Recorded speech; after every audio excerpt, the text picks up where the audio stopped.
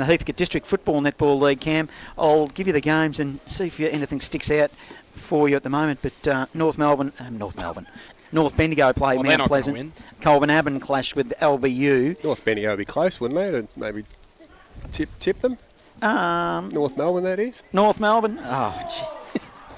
Elmore, I'm not even going to warrant a response. Oh, come on. North Melbourne are gone. Elmore meet Huntley and Leachville Gunbower at home to White Hills. Anything stick out to you in that competition this afternoon, Cameron? Yeah, this league just excites me, Johnny. I mean, last week Huntley rolled North Bendigo. Jeez, you need to get a life. Leachville Gunbower rolled Heathcote. And it was just two results that, you know, if you said those results were going to happen, people would have laughed at you. If you said one of the two was going to happen, you probably would have got laughed at as well. So what an exciting round of footy. We've got North Bendigo Mount Pleasant shapes up to be an absolute beauty.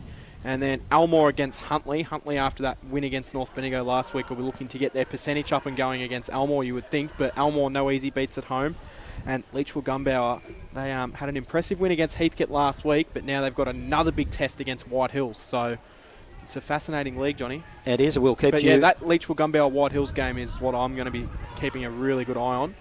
Down at Gunbower today, so Leachville don't play a lot of their games, so should be a really good contest. The one thing that interests me is the plight of Hamish Morecambe. I think he's doing a great job out there with Huntley, so we'll keep an eye on those games. We've got plenty to get through before the start of this big one here at 2:20 at famous Canterbury Park.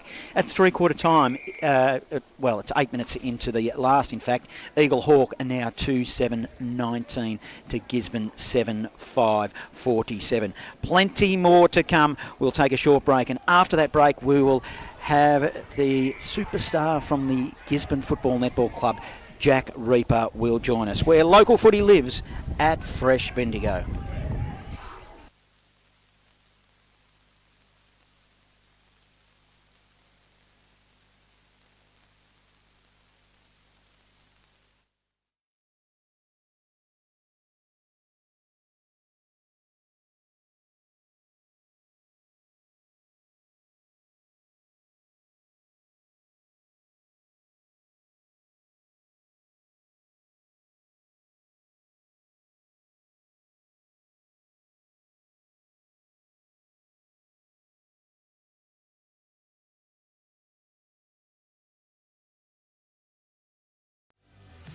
It's everybody's favourite time of the week. It's the Bendigo Football Netball League, Round 5, Top 5.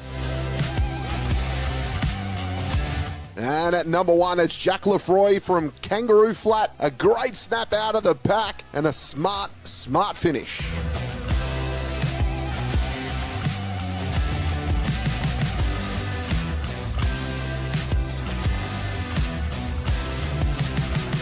Number 2, it's Kyle Simons from Kangaroo Flat. In the right place at the right time. Ball fell in his lap and he finishes smartly.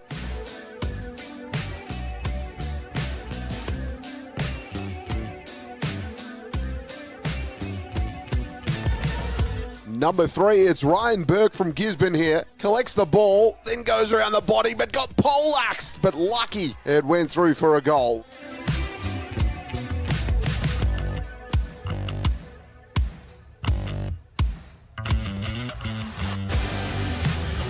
Number 4, it's Lachlan Gill from Strathfield Say. Smothered kick there, got it. I had to think quick and put it through the sticks.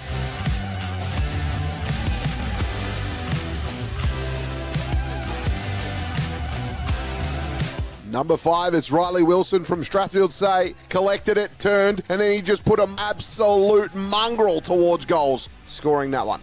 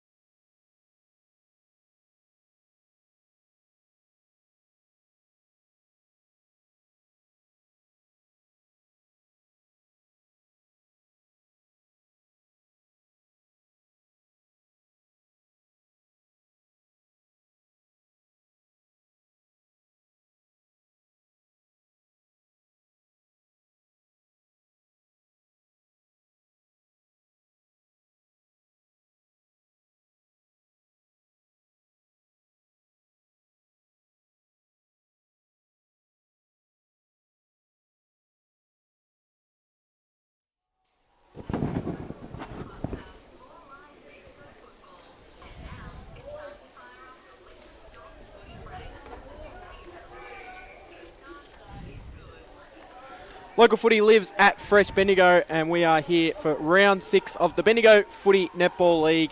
It is Eaglehawk taking on Gisborne from famous Canterbury Park. Much of a rivalry across the last few seasons, and it should shape up to be an absolute beauty. We are halfway through the last quarter in the reserves, and it is Gisborne leading this one 8-5-53. Eaglehawk 2-7-19. We've had a pretty big pre-game so far, and now we're about to be joined by another superstar of the competition, Jack Reaper from Gisborne Footy Club, recently appointed Bendigo Footy Netball League Interleague captain as well. Thanks for joining us. Thanks for having me, lads. But before we touch on that game, you must be pretty privileged to be given that opportunity to captain that side later in the season. Yeah, it was a big honour. Ash contacted me after the Sandhurst game in the rooms, and we had a bit of a chat, and he floated the idea to me. It was a bit of a shock, a bit of a surprise, and took a few weeks to think about it and decide. And it was massive honour and massive opportunity in my footy career to take it on. So, did you have any pre-existing relationship with Ash Connick prior to that, or was that really the first time you'd spoken to him, or how did that actually come about? Did he say anything to you about how that came to fruition? No, I hadn't really spoke to him properly. Bits and pieces through through just speaking to him after games. But yeah, he dragged me out of the social rooms at Sandhurst and sort of spoke to me about it and asked me. So that was my first proper interaction with him. Got your fan club down there by the sounds. Yeah, it was great timing, wasn't it? The Gisborne boys just coming back from a warm-up, and obviously they've spotted you up there, and it must be pretty chuffed to hear that kind of reaction. Yeah, sure. I'm sure there'll be fines for footy trip and bits and pieces like that, so it'll be wraps. Let's touch on you. Obviously a bit of a nasty knock last week, so you're out with a concussion injury at the moment. So firstly, how are you feeling after that? Yeah, tracking all right. Tough couple of days post-concussion. It'd been my fourth one, but tracking all right the last few days. Saw my specialist yesterday, and we're sort of made a bit of a plan going forward and tick off a few things. So fourth concussion, that probably leads nicely into my next question. The new rule change from what previously was a 12-day sit-out to 21 days. How do you feel about that? And I think it's perfect. In the past, I think my last one was about 5 or 6 years ago. Tried to train the next week and play the next week, and it was just the norm. So I think it's a good thing to look after blokes' bodies and heads, especially after sort of the symptoms I felt this week, to make it the right call, and you don't want to be messing with your brain, so having 3 or 4 weeks off is the best thing for it. So wish you well with your return, Jack. It's good to have you on board today. This captaincy thing seems to run a little bit easy in your world, so I'll just go through a couple. School footy captain, school captain, Gizzy senior premiership captain, now interleague captain. How are you tracking with that? And you just mentioned that the boys are. I might give them a bit of a heads up. That's probably adds to the fines, maybe. I think. Pat was our premiership captain. Was he? Okay. That Oh, that's right. You were best on, mate, weren't you? Braden Blake was best on. I tried to get you in there, mate, but yeah, Braden had a good game that day. He had a very good day that day. Yeah, it's nice to sort of get recognised and. For those sort of leadership roles. I think it's more so when you get recognised by your peers. So getting picked by the boys as captain for the last couple of years is probably a pretty special thing. And yeah, just chuffed to have this opportunity on July to captain the Interleague team. Yeah, no, it just shows you how deep it is and how close you boys are, Jack. You've been with the Gizzy Football Club as a junior and moving through, and you can just see how tight your group is. And I think that that's showing this year. Maybe probably wasn't quite there last year, having Scanners back, we spoke to Paddy about that as well, and you sort of got that knit of close mates together, and he just mentioned that Lynchy's the oldest, and then I think he's next in line. Yeah, so I think Pat's still second. Yeah, still a young group, and so Paddy's only 26. Yeah, 28 Paddy's, but you have a little vets corner in our rooms at Gardner, a little vets corner for training. We all sit in the same corner. We've had to kick Scanners out because he's only 24, but then we look around and he's probably the 4th or 5th oldest. So yeah, it's pretty cool. Me. Yeah. It's pretty cool having a tight group and everyone's sort of at that age group. And we are pretty close. It goes back to that really lean few years where you boys played really, really early and consolidated as a group back then, and I think you've stuck pretty thick through there. It'll be interesting to see what the list, who's hung on, and because guys like Dools and that played with you guys as well, and it's just it's a great footy story really. It gives me a footy club and how you managed to get through that, and then premierships on the back end of that as well. And here you are again, shaping up really well this year, 3-1, and looking forward to see the contest today. Yeah, indeed. I think the perseverance of those boys in 16, 17, I know a lot of them have moved on, but just having thrown in the deep end as 19-year-olds in 2016 and build the team, build the culture, particularly on the back of Jared Lynch to stepping up as captain. Although a lot of them didn't then still there in 2022, I think they set us up to achieve that success. You touched on Braden Blake before. We had Calgary on before, and he mentioned that he thinks Blake and Frost will be the two ruckmans possibly for that interleague team. Of course, not playing today. Is that a matchup you're going to be looking forward to having a look at, and how do you think that'll play out? Yeah, definitely. Well, Brado's flying this start of the year. He's put on some massive performances for us, and we properly recognise that with a bit of ruck depletion over the summer with Compson and Hosking going, that he can really put his mantle as the best ruckman of the comp, and he's good. We don't know much about Frost coming from Harcourt. We've seen some vision of him. We're going to pay some respect to him, but hopefully Brado can get on top of him early and go from there. New player to the club, Jackson Cardillo, who comes in this year. Big raps on him, and he's been pretty impressive in the games that I've seen this year as well. Another in and under midfielder for the club. Yeah, I think Axe complements Brad and Flynn and Brado and Lynch in that midfield group really well. Pretty quiet kid, pretty unassuming in the pre-season, but then as soon as we got to a game, he's one of those players that can sort of go through the motions at training, but when it gets to a game, he's a different player and different level and sort of surprises us with some of the performances he did in pre-season, a few of the games this year. I think he's just going to continue to get better. Like he's played 4 games or 3 games with the boys around him, so I think he's going to get better as the year goes on. So Jack, I'll put it to you. Where do you think the game will be won today? I think inside. We've sort of recognised they've got some really good inside players, but we hopefully between Benaki and Lakey and Blake we can beat them in that regard. I think the stats come out and showed us we're number 1 in contested footy and clearances, and they're 8th and 9th. So Matheson saw that as sort of fuel for him, but we saw that as an opportunity to let's exploit that area on the ground. So have you got a role today, or are you going to just take the back seat a little bit? I'll help Brad Spear, our backline coach, and Muddy, just on the bench, but no official role. Playing down back, you must love being able to know that if there's an option that sometimes you just have to clear the ball out of there, you've got the likes of McKenna. And I'm really impressed with how the two brothers, that they go at it, the Dennehy boys. Jed's takes some absolutely spectacular marks. So you must be knowing that if I have to get that dump out kick, that one of those boys might be there and possibly pull that down for you. Yeah, having Scanners back and Zach Dennehy fit, knowing that we can pump it down the line and they're not going to get out marked, they're at least going to bring a contest, and then it makes it easier for Pat and players like that they don't have to be flying for marks. Yeah, your front 6 look pretty good actually. Yeah, they can be pretty dangerous. I think at times in the past at training we've sort of backs have always beaten the forwards in some aspects, but they've got a bit tall on us and they're a bit creative and they're good runners, so they're starting to test us a bit at pre-season training. Like people will probably think, they sit back and they think you line up tall, but I don't know about that. I by stats, yes, but groundwork, the boys, when it hits the deck, the boys work really hard, and it was interesting talking to Paddy today about his role, and you don't really have a number 1 there to go to. You've got so many avenues to goal. Yeah, even our tools down there, Luxmore and Thomas and Merritt when he's down there, and Pat obviously are really good when the ball hits the ground and can be really creative. And then Jack and Zach as our 2 keys. I think Jack's, we've identified as a back group, he's probably the toughest to man up on as a key forward, so just his movement. The question of the day has been so far, it's probably actually come at pretty good timing for you, but the thoughts on the 9-team competition with the buys, implementing a split round on top of a bye round? Hey, that's like this week with Square and Centre. So getting an extra week off, are you for that? Yeah, for sure. Works out well for you with the timing because you only missed 2 games instead of what could have potentially been 3. Yeah, exactly right. But it's a pretty gruelling year, so many weeks of the year, so I don't think we're looking as an opportunity, particularly in the middle of the year where we have a game and then a bye, as an opportunity to do a little mini pre-season and refresh that we haven't really had that chance in the past. And give Gardner a chance to grow some grass back. Exactly right. The more we can stay off Gardner, the better. So.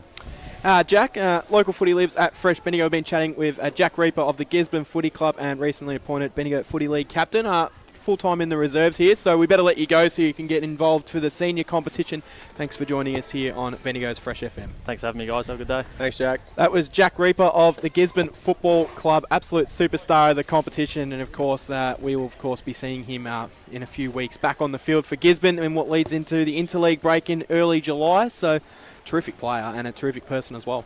Yeah, I think that they'll definitely miss him out there as a leader and a captain. But you've got the likes of Paddy McKenna and Jared Lynch that have been captains in the past, and Jack on the sideline steering the defence. Eaglehawks forwards are very handy as well, so having him on the sideline taking a look at it and giving some support and some strategy there, I think that'll also be a good thing. So it'll be an interesting game today. Yeah, looking forward to it. Full time in the reserves where local footy lives at Fresh Bendigo. Eaglehawk have been defeated by Gisborne. It's Gisborne, the Bulldogs 10-6-66, Eaglehawk 3-7-25. Umpires for today's game, they're out in the middle, Paul Hutchinson, Dean Goodridge and Steve Christensen. Haven't seen a lot of him. He's one of the more relatively new umpires, so they've got the three men in green today, Cam, and you've got a jumper change if you're playing along at home for Gisborne. Yeah, so playing along at home, our young Harry Thomas will originally scheduled for 29 on the website, will be wearing 21. And we also have a late change for Eaglehawk as well. Bryce Frost going out of the side for them and Aidan Hanley coming in. He'll wear jumper number 31. Before we move on to that, let's have a quick look at round 6 of the Loddon Valley Footy League, Johnny. We've got Bears Lagoon Serpentine up against Callawville. Newbridge will take on Maiden Gully YCW. Morong and Bridgewater shapes up to be an absolute classic early in the season. Inglewood, Midiamo. Anything standing out? I'm assuming it'll be that Morong-Bridgewater game. Mellington. Yeah, that's the one that really gives us some real interest in it, because Morong, of course, have been good for a number of years now. And, well, Sandhurst, are they? Or should I say Bridgewater? They've been very... I was wondering where you were going with that for a second. Well, I'm being a bit flippant because, of course, they've got some of the ageing stars from Sandhurst that have gone out there and still doing well. And not only Sandhurst, actually the Storm, of course. One of the best is out there, the full forward, isn't he? Young, well, not so young anymore, Lachlan Sharp. So... yeah, we'll keep our eye on that. We'll bring you scores as they come to hand in the Maryborough Castlemaine District Football League. Who have we got today? Yeah, Carisbrook and Avoca. Natty Bialaba will take on Campbell's Creek. The Maryborough Giants at home against Denali, still searching for their first win as a new club. Malden and Harcourt will shape up to be a pretty impressive game that might shape a lot for how the ladder will look later in the season. Navarre against Lexton and Trentham up against Talbot. Our Match Day Best on Ground award today. Our sponsor, Bendigo City Framers. That, again, will be a $100 voucher, so... we'll have to build towards that towards the end of this game here this afternoon. It promises to be a cracker. There's another one we haven't mentioned as yet. The Storm take Kangaroo Flat at Tannery Lane. You wouldn't expect that Kangaroo Flat would trouble them too much, Don, would you? No, it just depends what they bring, really, isn't it? They've definitely... undefeated, the Storm. Haven't done a lot wrong, have they? Yeah, it's... looking at them last week, I wasn't too impressed, to be honest. I think they're around about, and we heard Cal mention today that it's probably a game that got away from Eaglehawk, and to be honest, I thought Eaglehawk looked like a better unit, it just didn't.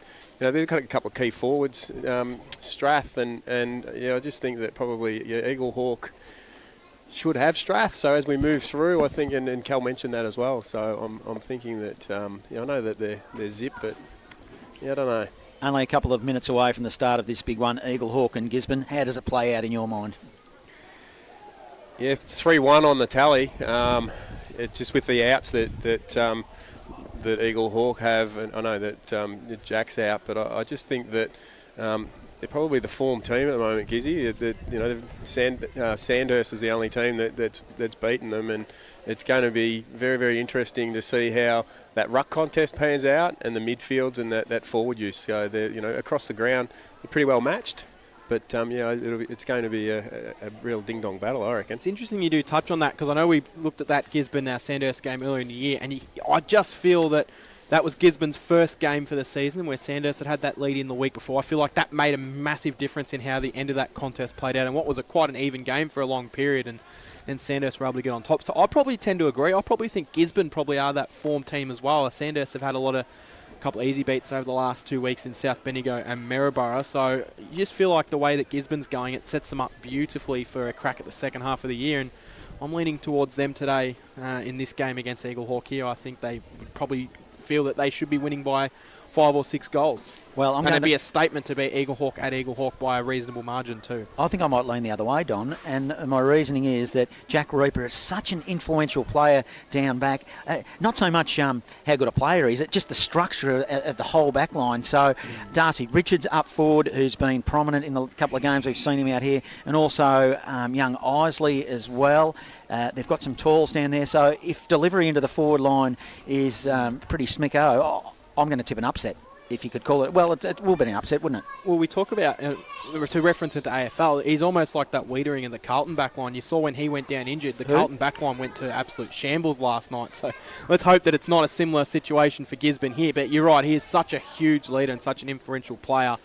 The toss of the coin has been one and done. Johnny, Billy Evans, Eaglehawk has gone in there and won it, and he's going to kick to the Simpsons Road end of the ground, which is the left-hand side of your radio dial if you're listening along at home, or if you want to flip your phone onto landscape, that'll be the left-hand side. And it's the new breed, Don, isn't it? Is that what it is? Yeah, they're the new generation, and the fake bird end as well. We like to call it. You remember when you can't see it; it's still up there, but it's been a fake bird there for years. I've got a pretty good set of binoculars, and I don't think it's still up there. I've had a good look for it pre-game. I used to see it a bit, you know that. Yeah, you did, because you were sitting up there on the shoulders. Yeah, absolutely you were.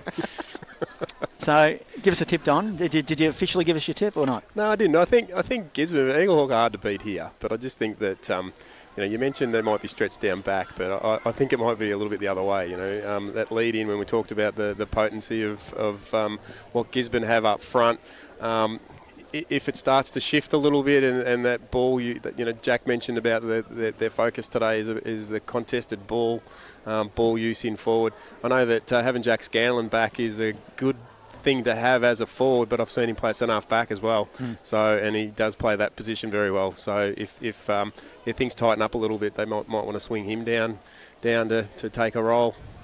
Yes, I'll go with Gisborne. It's a 2-1 against you, Johnny. Well, that doesn't matter, but let's, not that we barrack for sides, but wouldn't that breathe a little bit of life into this competition? Because for so long, it's only been 6 or 7 rounds, but it's been Sandhurst, Gisborne, that's what everyone's talking about. So I want to just see a little bit of life being breathed into the competition, and an upset out here at famous Canterbury Park. I think Cal touched on it perfectly, though. They're not going to have their best side on the park till later in the year, and I feel like it just might affect them in a game like this today. But if Eaglehawk can pinch this one, Jet sets them up nicely for a good run into the second half of the year. Yeah, I just reckon Eaglehawk, Golden Square and Strath are probably sitting around, anyone can win that contest on the day. I really believe that they're probably the three that are fairly close to one another. So we are about to get this game underway. Round 6, Bendigo Football League action, and it is Eaglehawk and Gisborne from famous Canterbury Park as the players from both sides wander out into position. Umpire will hold the ball in the air, and we will just about get this game started. Should be a magnificent game. The wind has dropped. It is a beautiful day for footy, and to start the contest here on Local Footy, where it lives at Fresh Bendigo, here's John Hunter. Frost, he won the ball out of the middle. He grabbed it and he banged it on the left and he put it inside forward 50. Now ball is in dispute. It's at ground level on half forward. Fumbly footy to start off this quarter. A hurried kick out of the pack by McKenna playing across half back. He kicks it to the outer side wing. The ball bounces towards the boundary line. They've got possession. A little handball over the top. Running will be Johnson. Johnson will go short inside forward 50. 30 out from the Bulldogs goal. But Frost, his second possession, dishes off by hand, and Eaglehawk will send it to the outer side. They will. The mark will be taken by Rouse. Rouse will then chip down the line underneath the scoreboard here. Hard up against the boundary line. Boundary line wins out, as it so often does. Doesn't lose too many contests, the boundary. We'll get it thrown in, far side of the ground. Beautiful conditions for footy, right underneath the scoreboard. Knocked down for Eaglehawk. Gisborne will send the ball inside forward 50. A little rush kick, didn't quite make it to the 50, and it goes out of bounds for a boundary throw in. If we're playing AFL, you might have found that one coming back as an Eaglehawk free kick. Yeah, well, if you've listened to AFL as well, that music in the background's got nothing to do with the breaks. It's going on in the club rooms beneath us. Cam. Yeah, they're a very happy side in there at Gisborne. They are, as you can hear it pumping through the grandstand in the Must be the reserves historic celebrating grandstand. a big win. It's a free kick. Frost, he's had 4 possessions in the opening couple of minutes now. It's a short left footer. That's okay. He spots up a teammate. It'll be Eaglehawk with possession of the footy in their back half. It's Langford. His kick is smothered. It was a poor kick, kicks it into the man on the mark. And underneath the scoreboard that says 1.5 minutes gone, all tied up, we'll have a ball in. Be thrown in. About 70 from home. Ball living on that far side of the ground in the first 2 minutes of this contest. Knocked down. No one able to take clean possession. Eventually it spills out. Bennett gets it, goes one way then the other, then puts a wobbly kick on the right, but it'll find its way to a teammate. Marking the ball will be Holmes. And he'll slow things down across half-back for Eaglehawk. He's got an option on the grandstand side. The original tick went for Mullen. It carried over his head and ended up in the hands of Evans. He couldn't take it, but he fought well. Fight out a handball towards Thompson. But Thompson is met by Darcy Young of the Gisborne Bulldogs. They'll battle for it and it'll go over the boundary line. And it'll get thrown in grandstand side here at famous Canterbury Park. Did you see Billy Evans? Yes. That one arm just push over the sideline was amazing strength. So he'll do that all day. He'll keep pushing off all day. Benaki didn't really like it either, I don't think. He gave him a bit of lip on the way through. Yeah. As it's now Lakey on the end of a handball that he fumbled for the Bulldogs and right half forward. He got met heavily with a bump and probably got him high, so he'll have a free kick. Lakey to the city end for the Dogs. No score on the board yet. We've gone 2.5 minutes. Opening term. Lakey kicks it. He just sits it up, but that's a poor kick. It's a poor kick. He's kicked it straight to the opposition and he spotted Ben Thompson, who is deep in his defensive zone for the two Blues. So Ben Thompson has possession. Of course, last game here at Eaglehawk, he was the winner of our Bendigo City Framers Best on Ground Awards. So see if he can put in another big effort this afternoon for his side. They'll chip back to where they started. Oscar Madden, no doubt, will find himself at times playing on Pat McKenna today. He chips it short. Ooh, a little bit of a dangerous pass. Langford couldn't quite take it. Burrowing through after the footy, though, was Mullen, and he might have been collected high. He was, so he'll receive the free kick. He'll now... This is the first game of Hanley. Hanley in his back pocket. Broadcast side. Geez, the kick gets swung, ended up in the arms of Holmes. Holmes releases now. He has two bounces off half-back. He'll run through the middle for the Borough. 3 bounces and then a long kick inside forward 50. Darcy Richards is by himself. He probably got met.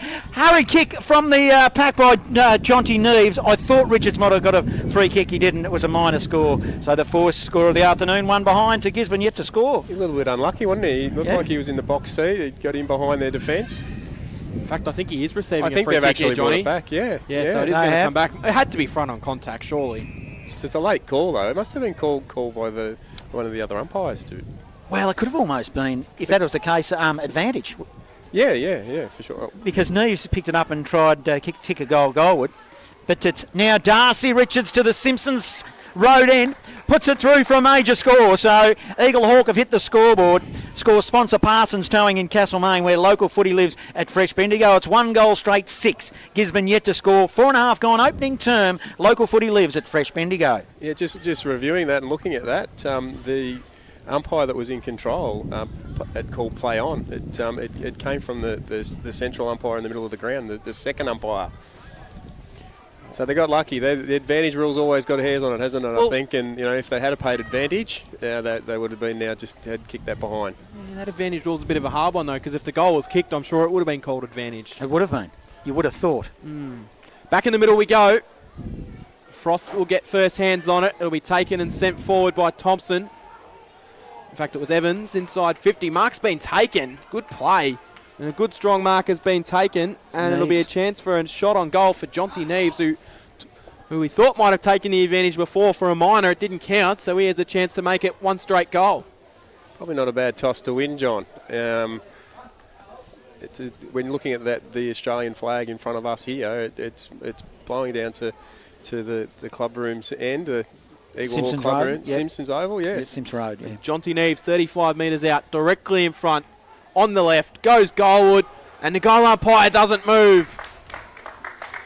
The Borough have got 2 goals early in this one, and it's a fast start. It is 2 straight 12. Gisborne yet to score. We've played 6 minutes in the opening quarter here at famous Canterbury Park. Score sponsor, Bendigo City Framers. Local footy lives at Fresh Bendigo. Easy game when you get a tap and one kick from the centre square into a mark in forward and then shot on. So, yeah, very, very good start. So we're back in the middle. Frost has been dominant for the two Blues. They've been impressive. Good start. 2 on the board. Gisborne have had a little bit of the footy, but they just haven't been able to convert. As up they go in the ruck, it'll be Blake that wins it on this occasion. Hurried kick by Lakey that goes inside forward 50 for the Dogs. Shallow. Did well, Langford. Give it by hand to Sam Thompson. Hurried kick into the middle. His target was Bennett. They'll move it to the outer side. Bennett still involved. He got tackled without the footy. Outer side wing. They're calling for a stoppage. Umpires letting it go. Good bit of umpiring. It releases now. Dogs hurried handball in front. It ended up in the direction of Burke. Now he gets tackled. They're now looking at the umpire. We will have a stoppage. Ball up on left half forward. Dogs into attack. 2 goals straight. 12 Eaglehawk. Gisborne yet to score. Local footy lives at Fresh Bendigo. So Blake and Frost go at it. Big battle, those two. Blake wins it, sends it high inside forward 50 for the Dogs, but it's a 2-on-1 contest down there. And Eaglehawk will win out with that extra number. They'll be able to clear this one out of defence. Comes from Langford, being a huge important player in that back line. Langford down the line. They've worked it up to centre wing. Frost dropped the mark. He probably would have backed himself to take, and now Gisborne have got numbers to mop it up. They'll go corridor, and the mark will find its way into the middle. It's with Pat McKenna, 70 out from home. McKenna comes across the ground towards the grandstand, finds his teammate here, Dylan Johnson. So Dylan Johnson's got it. 80 from home. Not a lot of movement going forward of the ball. He'll chip it across and find the mark which has been taken by Macklin Lord. So Lord can wheel on the left. It's a little bullet pass, which will be an easy intercept mark for Jack Thompson, and he'll clear it back to Ben Thompson. The brothers combining for early disposals here for Eaglehawk. Brothers in arms. Now it goes to the outer side beyond 50. Eaglehawk looking pretty good here. Holmes again. He tries to release. He does. Handball forward to Mullen. Mullen of the two Blues inboard. Goes to Angove. Angove now plays on. He'll go inside forward 50. Neves got caught behind. The ball spills into open territory. 48 from Eaglehawk's goal. The Borough, they're doing well here. Little handball by Roberts. Went to the direction of Richards. Neves gets involved as well. 35 out from goal here. Umpires still letting it go. And we'll have a stoppage. In fact, we'll get a free kick. It's like a free kick. It'll go to the Dogs, and it'll be Flynn Lakey. So Lakey has possession. It's going to be Gisborne to switch across the ground. Mark taken. They've got some options on the far side. One of those will be Dennehay. This is Jed. Jed Dennehay looks to go down that wing position. Riding across and taking a good intercept mark will be Frost for Eaglehawk. He's been everywhere earlier in this contest. Frost chips down the line. Mark's been taken. This is Holmes. He'll look to go inside forward 50. The lead coming out hard for it will be Neves, but he was unable to collect, and it bounces over the boundary line for a throw in.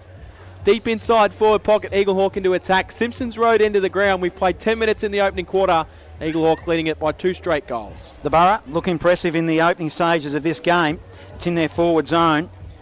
It's in dispute. Thompson overruns the footy. Hurried kick out of the pack. It was by Scanlon. Scanlon to the opposite side wing to us. Comes off the knees of a Dogs player, and we'll have a ball in outer side. 2 goals straight, 12 Eaglehawk. They lead Gisborne yet to score. We've gone 10 minutes in this opening term. Local footy lives at Fresh Bendigo. It'll be the big ruckman who's doing well so far, well, all season really, is Frost. He's up against Blake. In fact, Scanlon doing the ruck work on that occasion. Outer side wing. Hurried kick. It's with the Dogs. It's a mark. Braden Blake looks like he's gone forward, and Jack Scanlon's gone onto the ball. Well, we've got a whistle on play. There's play allowed to go on. It has. So the ball is marked in the back half. It's with Eaglehawk, and Joel Mullen's got the footy. They look to clear it out. In fact, it's Langford. Sorry, Cam. So Langford sends it down the line.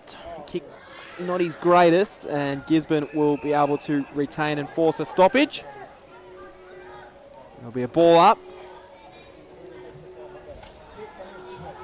So Frost lurking around.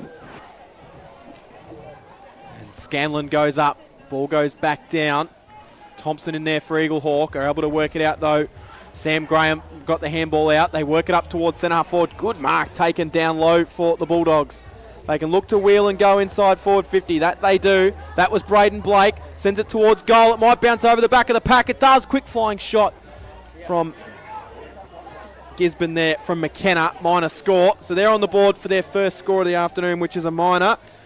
And they are one behind Eaglehawk. 2 straight 12, 11 minutes gone in the second quarter. Score sponsor, JB Re-Stumping. Local footy lives at Fresh Bendigo. Langford for the Borough plays on quickly from fullback and sends it to the outer side wing. Ball's at ground level. Scanlon picks it up, a little handball. They'll share it around nicely, ends up with Jed Danahy. He gets collared. Handball to Merritt. Merritt of the Dogs inside forward 50. His target was Danahy. That's Zach playing up forward. Now the ball comes inside shallow forward 50. They dive on top of the footy. It'll be a stoppage. Inside forward 50 for the Dogs, who are kicking to the city, and they trail by 11. 12 and a half gone. Opening term, local footy lives at Fresh Bendigo. So Blake gets it. Quick kick out of the pack, and it goes towards the top of the square. Mark's been taken. 15 out from goal, directly in front. And Blake took the ball out of the ruck, and the mark there has been taken. It'll be an early shot on goal for Harry Thomas. We're at a nightclub camp. So Harry Thomas from 20 metres out directly in front. You hear lots going on in the special effects. It's a very happy club where we are right on top of the Gisborne change rooms, where they are obviously very happy with their reserves win. 25 metres out directly in front. Thomas comes in on the boot. Oh, it made the umpire work. It never looked like it. It was a bit of a helicopter kick. Through for a minor score. 3 behinds now, the Dogs. Eaglehawk 2 straight 12. It is an even 10-point margin. 13 minutes gone in the opening quarter. Score sponsor, JB Re-Stumping, where local footy lives at Fresh Bendigo. There's certainly a bit of a carnival atmosphere going on here, isn't there? Yeah, they're definitely celebrating, aren't they? They are. So it'll be Langford kicking in for the Borough. They always go to the outer side. He plays on, mirror image of what he did a couple of minutes ago. Sends it towards the wing. Defensive punch by Scanlon of the Dogs puts it over the boundary line. And we'll have a ball in underneath the scoreboard. Yeah, it's interesting that they keep going that side, isn't it? You'd think that they'd possibly go this side to push the ball over the line rather than keep that ball in play in front of the scoreboard. Yeah, and you'd think the protection of the grandstand, because there's a pretty strong wind here, isn't there? But it seems really swirly. The skills aren't that impeccable right now. I think it's fairly swirly down there. The delivery into the forward line for Gizzy's been a bit ordinary. He's obviously playing to instruction to kick it out there, Langford, as it's with it Billy Evans now. He got a free kick for the Borough. He kicked it to Hanley. Hanley now will kick it for the Borough inside forward 50, but an intercepting mark by Liam Spear of the Dogs across half back. So Spear to go corridor. Not a lot of movement down the ground for Liam Spear. Takes his full quota of time to remove the kick and then sends it down the line. A little bit of a spear kick comes off hands, hits the bottom of the pack. Borough will look to clear it forward. It'll be a high ball inside forward 50, but it's all Gisborne at home. Intercept mark for them. Deep inside that right left-hand forward pocket here at the Simpsons Road end of the ground. Bulldogs will load up a high ball down the line. That'll come from Vescovi. Vescovi's kick carried over the back of the pack, and now Eaglehawk will be able to retain possession, send it inside. Frost the target down there, brings the ball to ground. Little quick kick out of the congestion there. Gisborne will have the numbers, and I think they'll be happy to see it across the line through Liam Spear. And we'll get a throw in that right-hand forward pocket, back where we started that passage of play 20 seconds earlier, Johnny. It is out at Tannery Lane. It's the Storm by 10 points over Kangaroo Flat. And at South Bendigo, it's the Bloods by 8 over Maryborough. As the ball's inside forward 50 for the Borough, picked up by Frost of the Borough. He sends it to the top of the goal square. But there's no one home. It's all Dogs through Brereton. He goes to Merritt. Merritt now in the back pocket, looking to bring it down broadcast side, kicking into a pretty strong breeze. In fact, he goes to switched on, so they're looking obviously to play the opposite side. He spotted up his teammate in Vescovi. He tries to send it to the outer side wing. They got numbers, a long high kick, holds up in the breeze. True wings outer side. Eaglehawk will take possession. Angove on the end of a handball. Handball's over the top. It was poor. Scanlon of the Dogs overran the footy. Picked up by Neves. He gets tackled. And on the outer side, we'll have a ball, a free kick for a hold. And Scanlon tried to play on for the Dogs, but the umpire said bring it back and start again. So Gisborne will get it. They'll handball quickly. It was a dangerous handball. They might be able to work themselves out of trouble. Isley put on some really good defensive pressure. Eventually the Dogs will bang it inside centre half forward. McKenna's down there. Couldn't take clean possession. Ball hits the bottom of the pack. And the umpire says we'll ball it up 45 out from goal. I don't think there would have been too many games this year where Gisborne have played 17 minutes without putting a goal on the board, especially in the opening quarter. Umpire quick to ball the ball up. Benaki's down there. Haven't called a lot of his name early in this one, Brad Benaki. Been a bit quieter so far, Donny. Yeah, I think the matchup between Billy Evans and Brad Benaki is interesting. Billy showed a little bit early, but he's been a little bit quiet as well. That song's finished. That's good. I was getting sick of that one. We've only heard it for the last 20 minutes. As the ball's thrown in, it's inside forward 50 for the Dogs. We'll have another stoppage. The umpire will have to blow the whistle. Not on your playlist for tonight, that tune, Johnny? Maybe. I understand you're doing a bit of DJing tonight. I am. I'm doing a joint 21st and 50th down at the Campbells Creek Leisure Centre. There's not a lot of space given, is there? When it hits the ground, whoever picks the ball up's wrapped up pretty quick. Umpire will throw it up. Neves doing the ruck work for the Borough. The ball's tapped nicely by Lynch out of side. Another stoppage just outside forward 50 for the Dogs. They haven't hit the scoreboard in a major way yet. They're trailing by 10 points. 18 minutes gone. Opening term. Local footy lives at Fresh Bendigo. The playlist is back on. Umpire balls the ball up, knocked forward. For Gisborne, they'll send it inside. O'Brien's down there for Eaglehawk. Was being held and the umpire signals free kick. So O'Brien in the back pocket. It'll be interesting to see if he wants to come down the grandstand or send it down the line on that far side wing. He chooses the latter of the options. Going down, Eaglehawk will be able to retain possession through the middle. Evans got it, sent it inboard.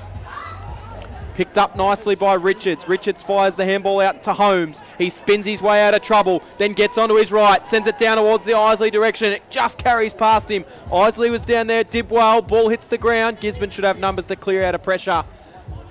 They're a little bit fumbly, but they will work it out, you would think. They tap it forward before sending a high kick down the far side wing. The ball bounces and Langford lets it go over for the Borough playing up the field. I'll have a ball in. Interesting, yeah, the kick difference is that the ball's definitely on a long kick for Eaglehawk, trailing at probably at least 60, whereas Gizzy is the same energy. It's going about 30 metres. That wind's holding it up. Maybe a bit stronger than Australian flag. Yeah, it's a bit stronger than what we anticipate, I think. So Scanlon doing the ruck work for the Dogs. Now it's at ground level. We'll have another stoppage. Umpire's doing well to let it go. It'll spill in the direction of Johnson of the Dogs. They'll share it around nicely. Come through the middle. Fumbling footy. Turnover. Benaki gets involved though. He won't have a bar of it. Handballs to Merritt. He was clever. Back to Benaki. Ducks his head into a tackle. Umpire won't pay a free kick there. Bolger did well defensively. And just forward of centre for the Borough. They're in attack. They lead by 10 points. Almost 20 minutes gone opening term. Looking at that flag, it might nearly be a 3 or 4 goal breeze. Ball up. One down. It's going to be taken forward. They'll send it down the line, the Dogs. Can they try and find a target? O'Brien will be first player back for Eaglehawk. Picks up possession, taken over the boundary line for a boundary throw in. Of course, Brad Benaki was involved in that last play, now coming off for arrest here right in front of our broadcast position. Just be thrown in. About 60 from home. Change in ruck for Eaglehawk, but it's going to be one down for Gisborne. Scanlon hits the bottom of the pack. Going through will be Cardillo. We touched on him being in and under in the pre-game, and that's exactly what he was, and he's earned himself a free kick for doing so. Jackson Cardillo with the flying locks will load up a high ball inside forward 50 for the Dogs. And Blake got to the front. Did he get the mark? Yes, he did. He was diving down low, but he was able to claim the mark. Umpire had a good position to call that one. And, well, will he line up for goal? He's taking his time like he might. He'll have to kick this all of 50 metres hard up against the boundary in the right-hand forward pocket, heading towards the Eaglehawk town end. This will test my numbers. He's from 50. The last one was about 30. Well, he sends it. You can see that one swirling around in the breeze. Eaglehawk are happy to punch that through for a minor score rather than take the mark. And it will be Gisborne's third minor. They're now 3 behinds. The Borough are 2 straight goals. We've played 21 minutes in the opening quarter. Footy Fresh lives at Fresh Bendigo. Score sponsor Bendigo City Framers. Clayton Holmes should have marked that. No one talked to him. as he's the kicker, Innerer, and he goes Same to spot. same spot. They'll send it wide out to the outer side wing. Contested footy. It's obviously an instruction, as we've got a whistle on play for another stoppage, so we'll have a ball up. Underneath the pack there, Ronchieri did well for the Borough. That's one kick and it's sitting on centre wing, so that's how strong that wind is. He did play on from full back though, and as the ball now, again, on the outer side wing, it's in dispute. In fact, it pushes to right half forward, outer side. The Borough in attack. They lead by 9 points. 22 minutes gone. Opening term, local footy lives at Fresh Bendigo. Who's thrown in, far wing. Gisborne will look to go back through the middle. Lakey's been involved early. Thompson flew, couldn't quite take the mark, spills to ground. Big pack of players will just dive on this one. Umpires are very happy to let the ball play today. Eaglehawk will look to go through the middle. Picked up and taken in the tackle will be Holmes, and the umpire says we'll ball it up. It is very noticeable that the umpires are letting them fight it out rather than blowing the whistling earlier today, Donny. Yeah, I think the wind's contributing to how scrambly it is, and there's definitely plenty of pressure around that ground ball. Thompson got it, worked it out, banged it inside forward 50. It carried a long way off that one kick. Gisborne have got numbers in defence, but they're playing around a little bit here. Eaglehawk are lurking with the numbers. Denahay's got it, taken in the tackle. Might have been a chance for holding the ball. Ball spills out. Gisborne can try and work it forward. Here's Isley. He turns it over. Fires over the handball to Thompson, who missed his teammate. Lakey, who's clean as always, will fire it off to a teammate who just sends a high ball in the direction of Braden Blake. It bounces. Eaglehawk now. Will they get another chance? They won't. The ball, ugly bit of play. It spilled into the middle. They'll take possession here now, the Dogs. It's a hurried, long kick. It came from, looked like for Scovey. It ended up in the arms of Luxmore. Luxmore run onto it, and easy as you like, banged it through. And that's put their first major on the board for this afternoon. They finally got there at the 23.5 minute mark. Score sponsor, JB re-stumping. The score is 2 goals straight, 12 Eaglehawk. Gisborne 1 goal, 3-9.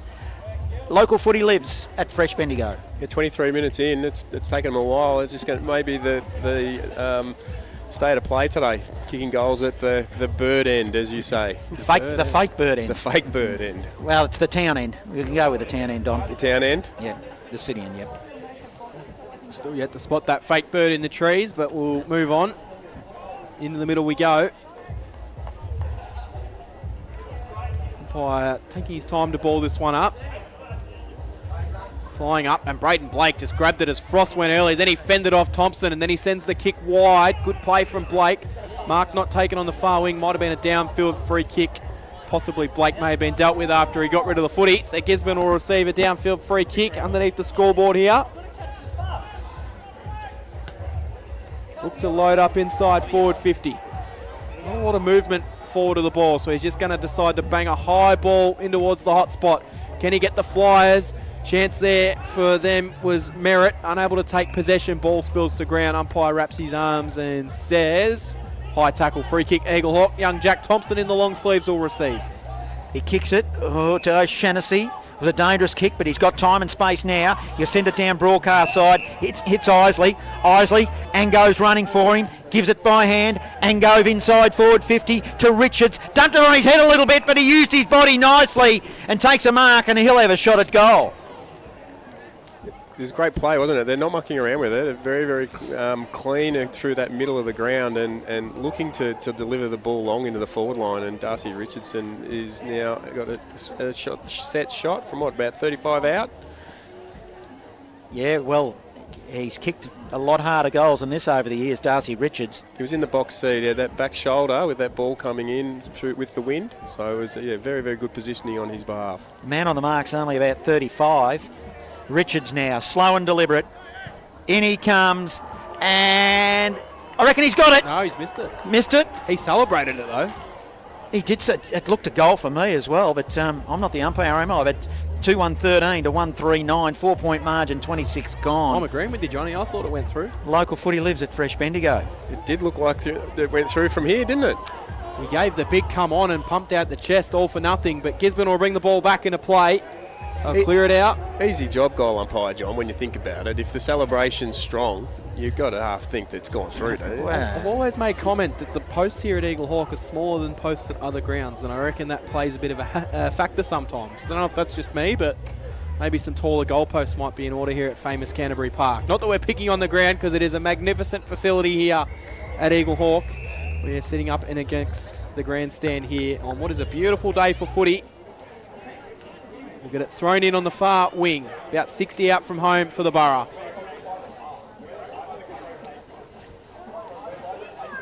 Blake and Frost. Frost won it down, sent it forward, but it's Gisborne will receive. They'll work the ball into the middle of the ground, but Eaglehawk will have the numbers at the back of the contest.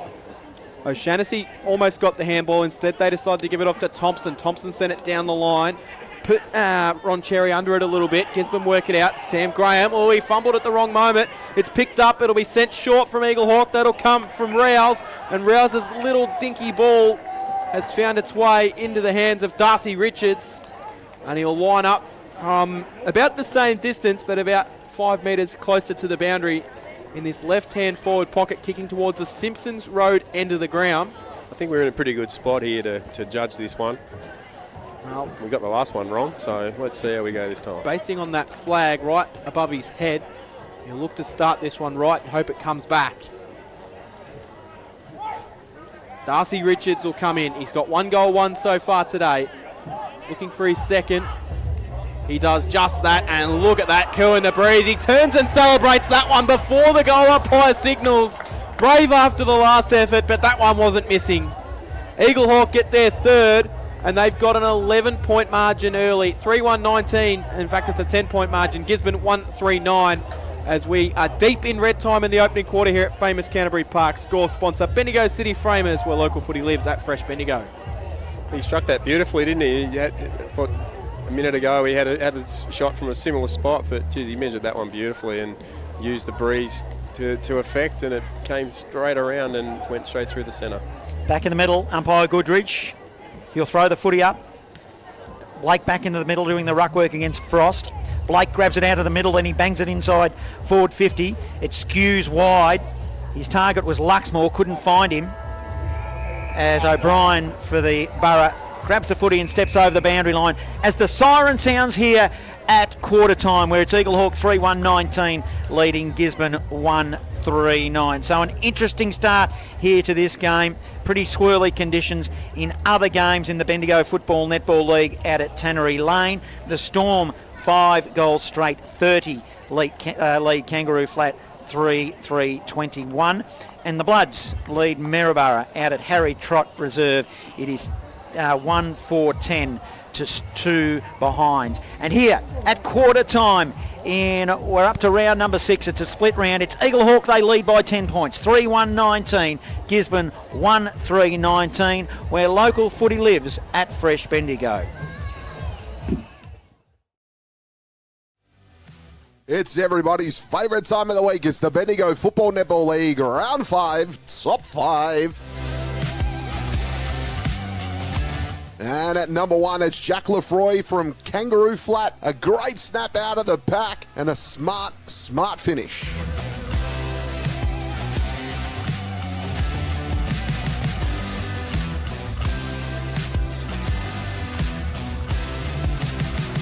Number 2, it's Kyle Simons from Kangaroo Flat. In the right place at the right time. Ball fell in his lap and he finishes smartly.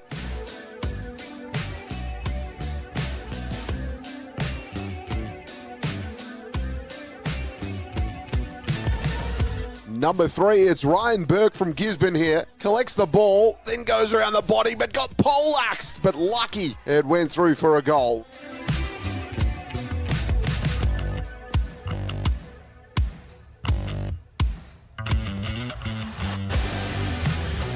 Number 4, it's Lachlan Gill from Strathfield Say. Smothered kick there, got it. I had to think quick and put it through the sticks.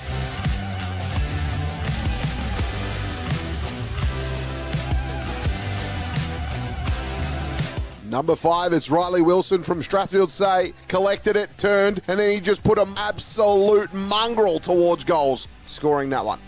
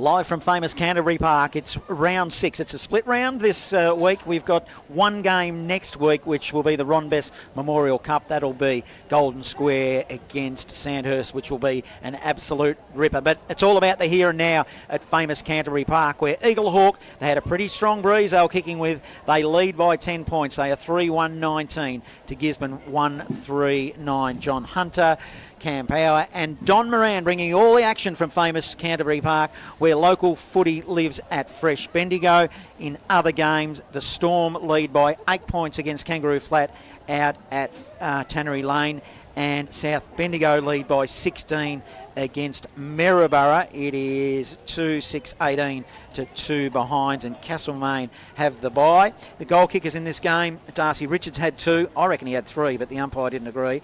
And a single to Jonty Neves, and Harry Luxmore, the only goal kicker for the Dogs. Best players are we doing? Look, it was a bit of a mixed bag for Gisborne. Finn Lakey started really, really well, I thought.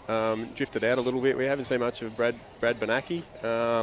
So, a bit of a contest in there with Billy Evans. I thought Jack Scanlon was good. He spent a fair bit of time in the ruck in that first quarter. Braden Blake had gone forward. And Sam Graham, I thought he had a pretty good quarter as well. So, as for the rest, it'll be interesting to see how it goes this quarter, to see whether we can continue and have those players put their hands up. Better players for Eaglehawk so far. I think Billy Evans is battling hard in there. Sorry, Cam. We got that wrong, didn't we? We were going to go the other way around. Yeah, a little bit of on-air production here. That's what I was thinking. You threw me under the bus for a second then, Johnny. You started rattling out the goals, and then I'm like, I better pick some better players for Eaglehawk here. Oh, well, I enjoyed throwing you under the bus. I think Frost has been the most important player so far. I can help you out, Cam. I can help you out. Frost has been superb so far. He's probably been best on ground. And he's rucked the entire for quarter. my liking. Yes. He hasn't had a break. No, he was very impressive. Darcy Richards is being a real prominent target in that forward line. 2 goals, 1 Showing plenty, for yes. him, yeah. And I'm also liking the game that Ango's providing, and I think O'Brien's done a few nice things down in that back line for Eaglehawk. You passed that test very nicely. I just made that a little test for you there, Cam. And Blair Holmes has had a pretty good quarter too, I thought. Blair Holmes? Yeah, is it Blair Holmes? What's his name? Blair Holmes hadn't played for Clayton Sandhurst. Blake Holmes. There you go. Clayton. Cross Blair half back. Holmes, He yes. did really well. So just come back to it, John. It'd be interesting to see, that put my coach's hat on. I wouldn't worry about assessing Gizzy's quarter too much if I was sitting in that box at the moment. I'd be looking at what Eaglehawk did really well, which was they didn't muck around when they got the ball in quick. Let's get the second term underway, where local footy lives at Fresh Bendigo. Here's Cam Power. Let's see how the wind impacts Gisborne going forward this time. You just feel like goals to that town end will be huge. As Gisborne work the ball up towards centre half forward, it's a big, strong tackle being laid. Umpire crosses his arms and says, I'll have the footy. We'll do a ball up. Umpire Dean Goodrich. Very experienced umpire in the Bendigo Footy League. Going through Benaki. Managed to send a little ball forward. Eaglehawk will try and clear out. They can't quite work it. It's just a little bit of paddle ball at the bottom of the ground. No one able to really, or wanting to take any clean possession. Eventually Eaglehawk work it out. Now they can come down the line. They went to kick off the ground. And instead of going to possession, it was a bit of a mid-air swing from Langford. In fact, it was Brady Rouse. And we'll have a ball in right in front of our broadcast position. I must admit that did feel good throwing you under the bus, Cam. But match report from thanks to Richard Jones. A scrappy game out at the Bloods in Maryborough, typical of two of the bottom of the ladder sides, is the report coming through from that game. But we'll keep the scores coming your way as they come to hand. Yeah, MCDFNL, it is Lexton 3-1-19 to Navarre, yet to register a score in that one. We're camped inside forward 50 for the Dogs. The breeze having an influence in this game, Don, though, wasn't it in the first term in particular? Yeah. Cam mentioned, always that the feels like rule. How many goals is that wind going to assist with? And at this point, we're looking at 3. So it'll be interesting to see whether Gizzy can match that and keep Eaglehawk scoreless. A little bit scrappy here. We're going to have another stoppage. A ball up inside forward 50. It'll be Blake of the Dogs. He tapped it straight to Evans of the Borough. Hurriedly puts it on the boot. He is looking for his teammate in O'Brien. Couldn't find him. Now on left half forward. Dogs in attack. Picked up by Merritt. Merritt is dispossessed. Free kick against. And advantages play, and Frost plays on quickly. So Frost, he sends it down towards Jack Thompson. In fact, it was Jonty Neves, he couldn't quite take possession. Neves has got it, who managed to get a kick. It comes to Darcy Richards. Richards went one way, then the other. Then fires a handball wide, looking for a teammate to run onto it. He'll spin one way. It's Ron Cherry. Chips it short. Oh, Mullen. It's not 15. Wasn't 15. Mullet still managed to work it out. Sent it into the pocket. No mark taken for McGregor. Spills off hands. Ball hits the bottom of the pack. I reckon I've seen shorter ones paid, though. But either way, Gisborne will clear the ball out of defence. High ball. Frost couldn't quite take it. Now Gisborne works out the back. They'll just bang a ball forward. That'll go inside forward 50 all the way from McKenna. Here, haven't we? But there is no one home. Eaglehawk will be able to get their first player back to it, and they'll clear it out of defence from Aidan Hanley. It was a horrible kick, Cam, though, wasn't it? A free kick. Luckily, going the way of Jack Thompson. They nearly mucked that up. Short pass laterally, deep in the defensive zone to Billy Evans. Thompson's taken the long sleeve jumper off at quarter time, so threw me who it was for a minute. Threw there. me for a little while as well. He gives it to the first gamer in Hanley. Hanley kicks it to the outer side wing to Holmes. Holmes now a long high ball inside forward 50. Darcy Richards got his hands on it, couldn't quite mark it. Under pressure, Brereton did well there for the Dogs. Now it's in dispute. Picked up, spills to Angove. Angove to the top of the square. Richards at his target, but good, strong, contested mark in the goal square, and a hurried kick out, and it'll be marked by Merritt. So they come short, do the Dogs. He's got a short ball to spare if he wants it. He thought about it, then he decides to play on. Will clear the kick out towards the scoreboard side of the ground. They'll look to go corridor now, the Dogs. Kick finds its way towards a teammate who takes a juggling mark. Now they'll wheel it inboard. Oh, it was a bit rushed. Gisborne player went hard at the footy. Might have been collected high. Umpire says no, crosses his arms and says we'll have a ball up. Going in hard after the footy there for the Dogs was Ryan Burke. So thrown up, knocked down. Little ball that barely went 5 metres. Thompson's in there for the Borough, who might receive himself a free kick. Ben Thompson will look to come inboard for Eaglehawk. Plays on quickly, sends it towards the diving lead, and that's a terrific low pass. And Frost, he had to dive a long way to get down to it, but he did just that, hits him on the chest. Plays on. Sorry, Cam, I thought you were taking a spell. It's a mark, a juggling mark that's taken at the top of the goal square. It'll be Jonty Neves, and he was in the right position, right in front, and he'll line them up. Yeah, I was about to say, if Frost has got a leg, if he can get it out the back, which he's managed to, there were 3 Eaglehawk forwards on that back shoulder I was sitting in the expecting square. to have a set shot. Didn't think it was going to carry, but there's a good mark in the end by Neves. We've got that pretty strong wind there too, Cam, to worry about. Jonty Neves, city end, slowly, laconically kicks it behind.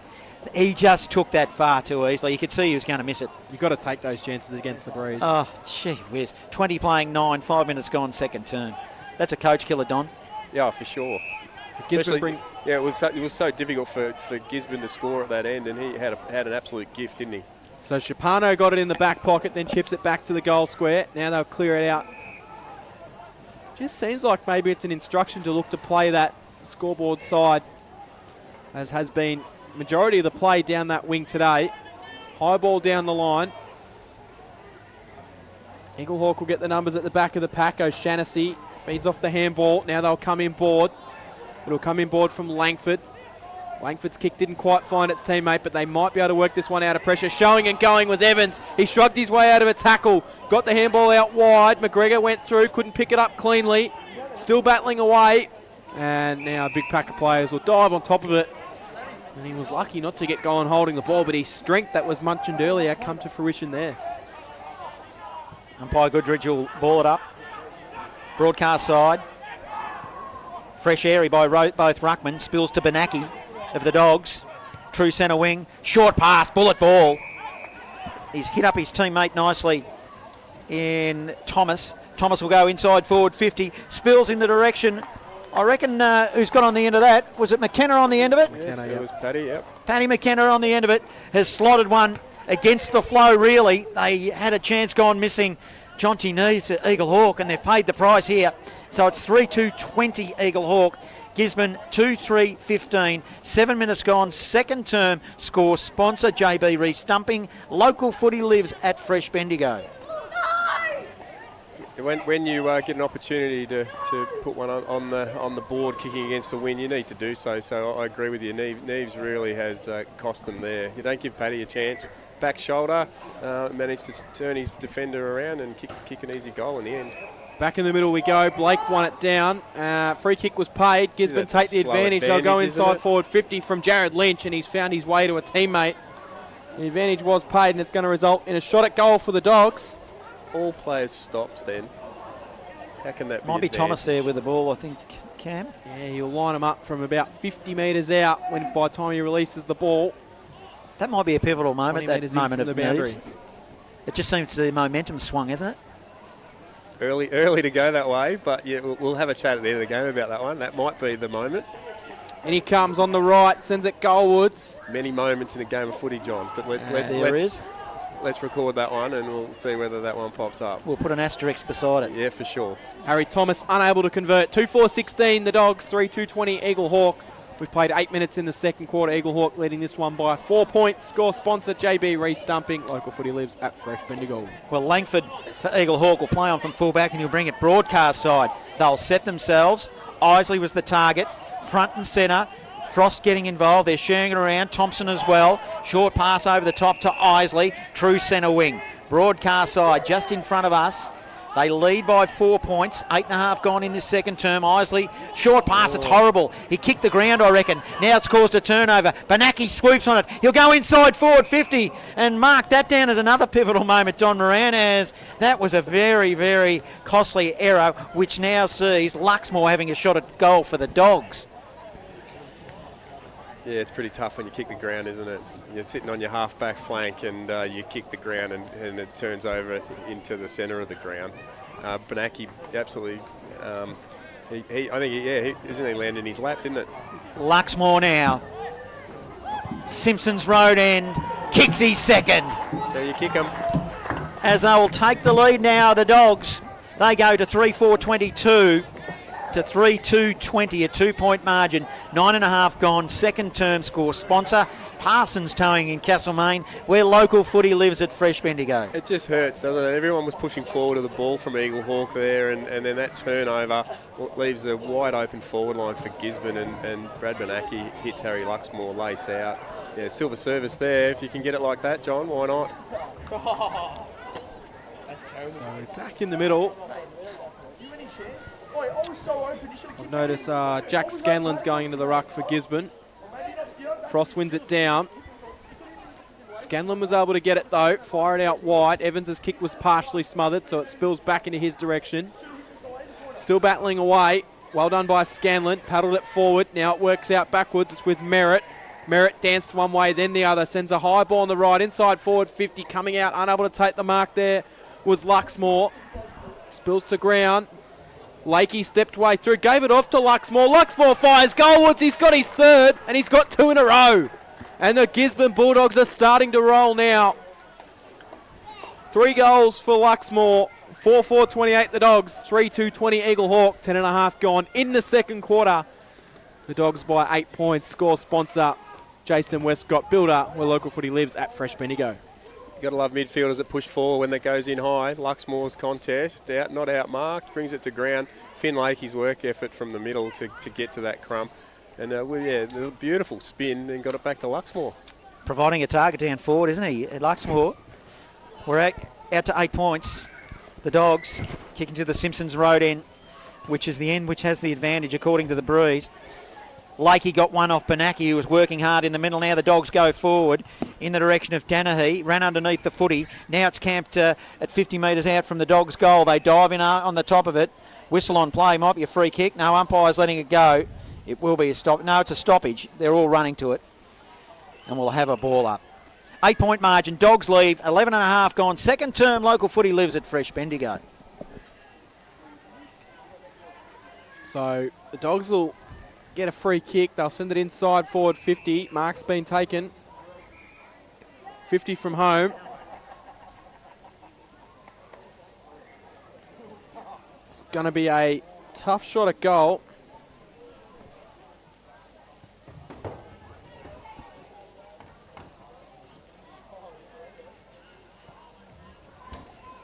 So they'll line up from 50.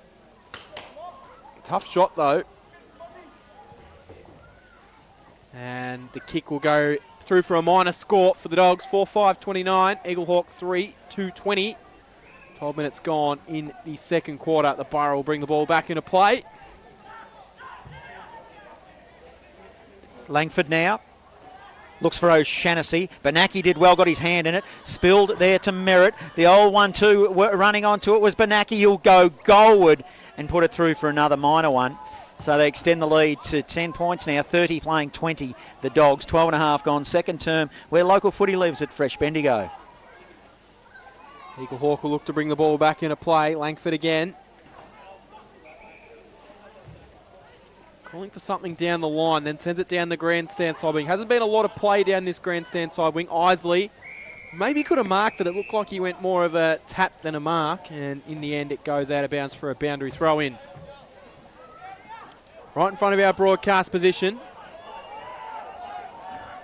Eaglehawk have moved the magnets around a little bit. Going and winning the ball in the middle was Neves. Out of the ruck contest, spills to ground. Thompson gets it and sees it across the boundary line. It was Joel Mullen working hard in there for Eaglehawk.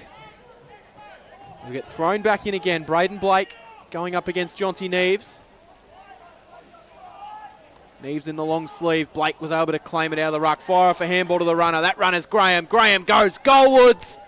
And he has just missed again. There was celebrations again. Second time we've had a player celebrating a goal to that end of the ground. But it was a minor score for Sam Graham. He liked it off the boot though. 4-7-31. 11-point margin. Eaglehawk 3-2-20. Score sponsor Parsons Towing, Castlemaine. Clayton Holmes for the Borough plays on from fullback. Then he kicks it out of bounds on the full. Jeez, the wind got that and put it 3 rows back. So another opportunity here it'll be for the Dogs. It goes inside forward 50 again. Front and centre, 30 out from goal, hard up against the boundary line. They need to be careful. Hurry kick out of the pack. The Borough through Langford. They'll clear to the outer side wing. O'Shannessy receives. He's taken a chest mark. Then he got to Angove running shotgun beside him. Gives it to Angove. Angove now down the line looking for Richards playing up the field and takes a chest mark on the outer side. So Richards wheels and goes, then fires off the handball to Angove, who ran a long way to receive it. High ball. It's a 3-on-1 situation. Ball spills to the front, so there's that number. Evans gets it. High ball inside forward 50. Should work out for Eaglehawk, and it does. Mullins worked himself forward into a good position. He's taken the mark. 45 from home. About 5 to 10 metres in from the boundary. And, well, wouldn't this be a nice goal against the run of play for the last few minutes? In fact, there's a downfield free kick that's been paid in the goal square, I think. Bit of push and shove, and I think it's going to be a free kick in the goal square for Eaglehawk. No, it's going to go to Gisborne. Against Eaglehawk. Oh, that is a absolute coach killer. Against the breeze, you've got a player having a shot for goal. The downfield free kick. It looks like it's against... Send him off. Jonty Neves, I think it was. And it's been sent. Didn't see what happened off the ball, but... Yeah, Sam Graham was involved with that, but I didn't see it either. So Jonty Neves will be exiting the field and no one will be coming on to replace him. Was that yellow card, was it? Looks like it, yes. So 15 minutes of playing time with no replacement. I'm led to believe that's still how it plays. Lost their way a little bit, the Borough, haven't they, Don? Yeah, and it's a shame because like one quarter or half a quarter, and they look like they've lost their way. But they need to dig deep now, and they're one short. So Gisborne will work the ball out wide. If that short kick in, that's plenty of footy left to be losing your way now. A real disappointing result as they work it into the middle of the Dogs in the hands of Jared Lynch. Lynch will come wide. Dennehay lurks. He takes the mark. This is Jed. Jed will slow things up before chipping it back into the middle again. And they'll look to work it forward. This time it's in the hands of Jared Lynch. Lynch now, defensive zone. Handball was okay to Spear. He goes long now. It's a 50-metre ball. It'll go shallow inside forward 50. Rebounding into the hot spot now. Madden for the Borough. Dives in after the football. They drag it in. And umpire says no. Geez, there were some nervous moments then. That would have been a free kick in the AFL. And I know we're not playing AFL, but it was one of those ones where he dived on the footy, Madden. Grabbed out of the air by Blake. Hurried handball. Tries to release. A lot of players around this footy. 40 out from goal to the Simpsons Road end. Dogs in attack will have another ball up. It's a stoppage. It's a 11-point margin. Dogs lead. 17 gone second term. So, ball up.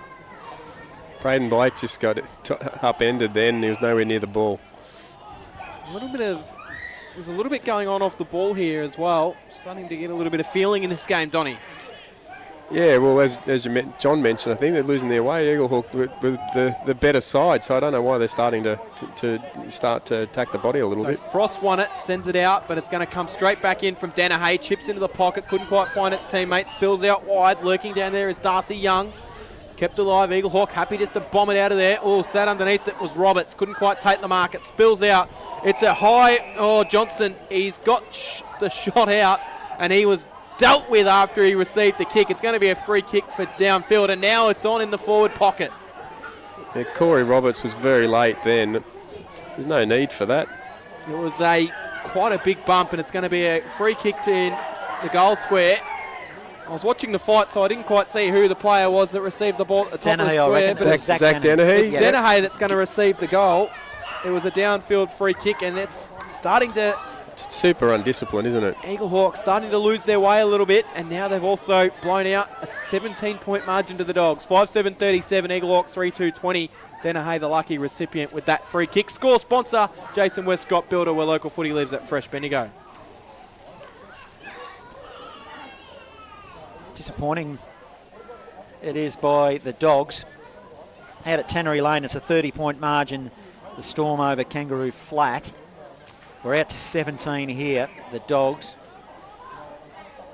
Up they go in the ruck. Blake just held his ground and the ball fell in his arms and he pushed it forward.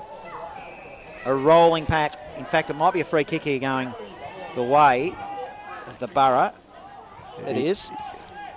Cadillo, incorrect disposal. Bolger now goes to right half forward. Might be a mark paid to Frost or it's interference. Doesn't matter, he's got the footy. Left half forward to the city end.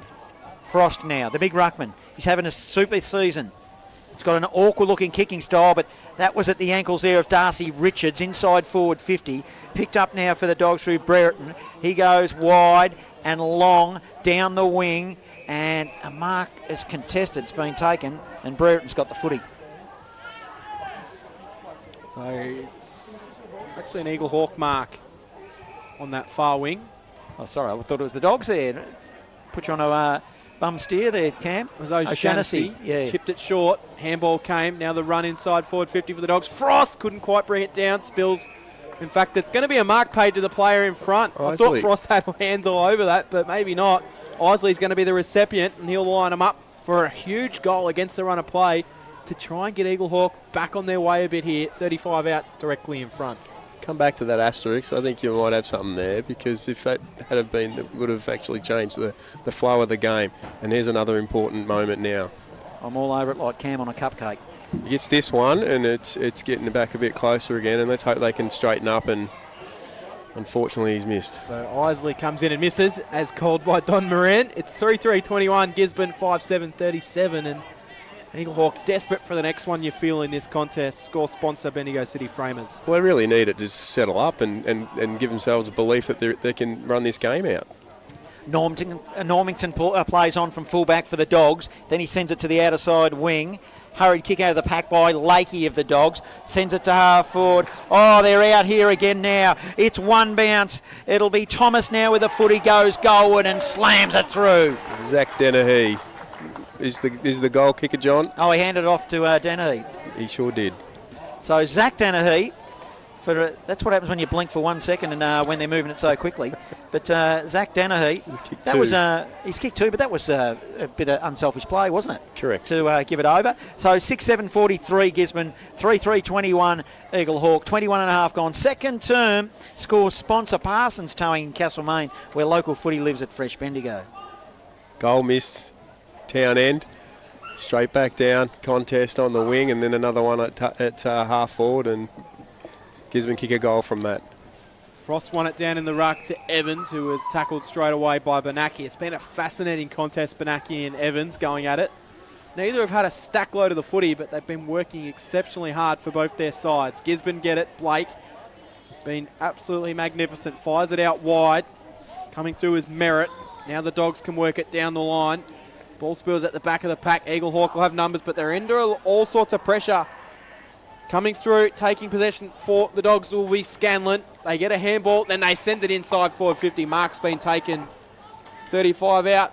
Not too much of an angle to deal with here for Jackson Cadillo. And he will line them up. He'll have to kick this one all of 50 metres.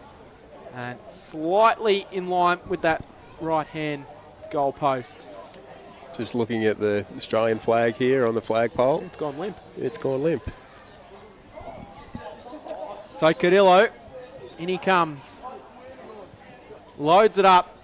It's a little bit of an ugly looking kick, but it goes through for a goal. And Gisborne are starting to put their authority on this one here.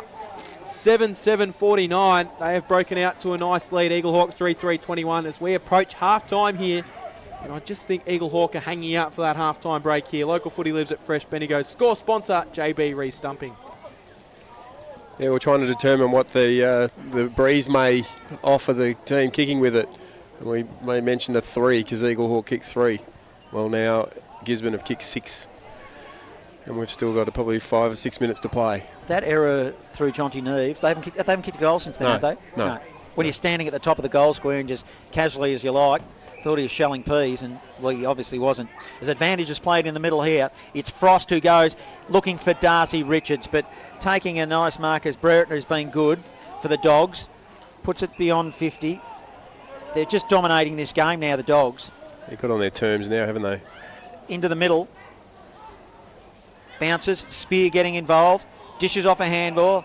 Oh, got one too high. Probably did a little bit too much, Young, but he got rewarded with a free kick. He's only a little fella. Young for the Dogs.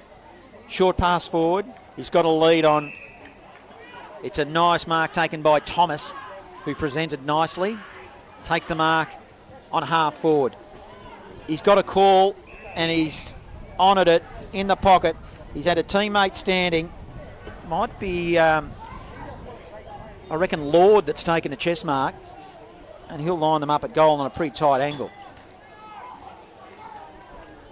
I'm going with Lord, Cam. Thanks for the help. Yeah, it is. Number 14. He's got the light blue boots on. Macklin Lord. In he comes. It's a left footer. It won't make the distance. They'll set themselves. A mark's been taken 3 deep by the Dogs. It was taken nicely by Scanlon, and then he's caught the two Blues napping. He just stepped around the corner and popped it through. So 2 mistakes there defensively, Don. Too easy, wasn't it? We know he can fly, Jack, and he just stood in the one spot and read the ball beautifully. It fell into his hands. That's his first of the afternoon. They go to 8-7-55 to 3-3-21. The Borough 25 gone. Second term score sponsor, Jason Westcott, builder. Local footy lives at Fresh Bendigo. 7-goal breeze. 7-goal breeze. But they didn't make him even work, though, did he? They just watched him as he went round the corner. I mean, unless his name was Jonty Neves, he was always going to kick a goal, wasn't he? You've been a bit harsh, but yes. That was a bit of a clip, wasn't it? Yes. He's got 4 goals now since Jonty Neves been off the ground too, so he was having a pretty good game up until that stage as well. So Eaglehawk win it forward, but Dennehy comes off the half back, fides off a handball to a teammate. Now they'll send it forward. The Dogs going in the direction. It just snuck in. It's got to be as close as they come. Of Luxmore, who was appealing for the out of bounds on the full call, but as heard by Donny, it just stuck into play. They need a little bit of luck to go their way, Eaglehawk. Coming up. It's one down. Banaki just squeezes through. Kick just found its way over the back. Eaglehawk should be able to work this one out through Langford, who spins his way out of trouble.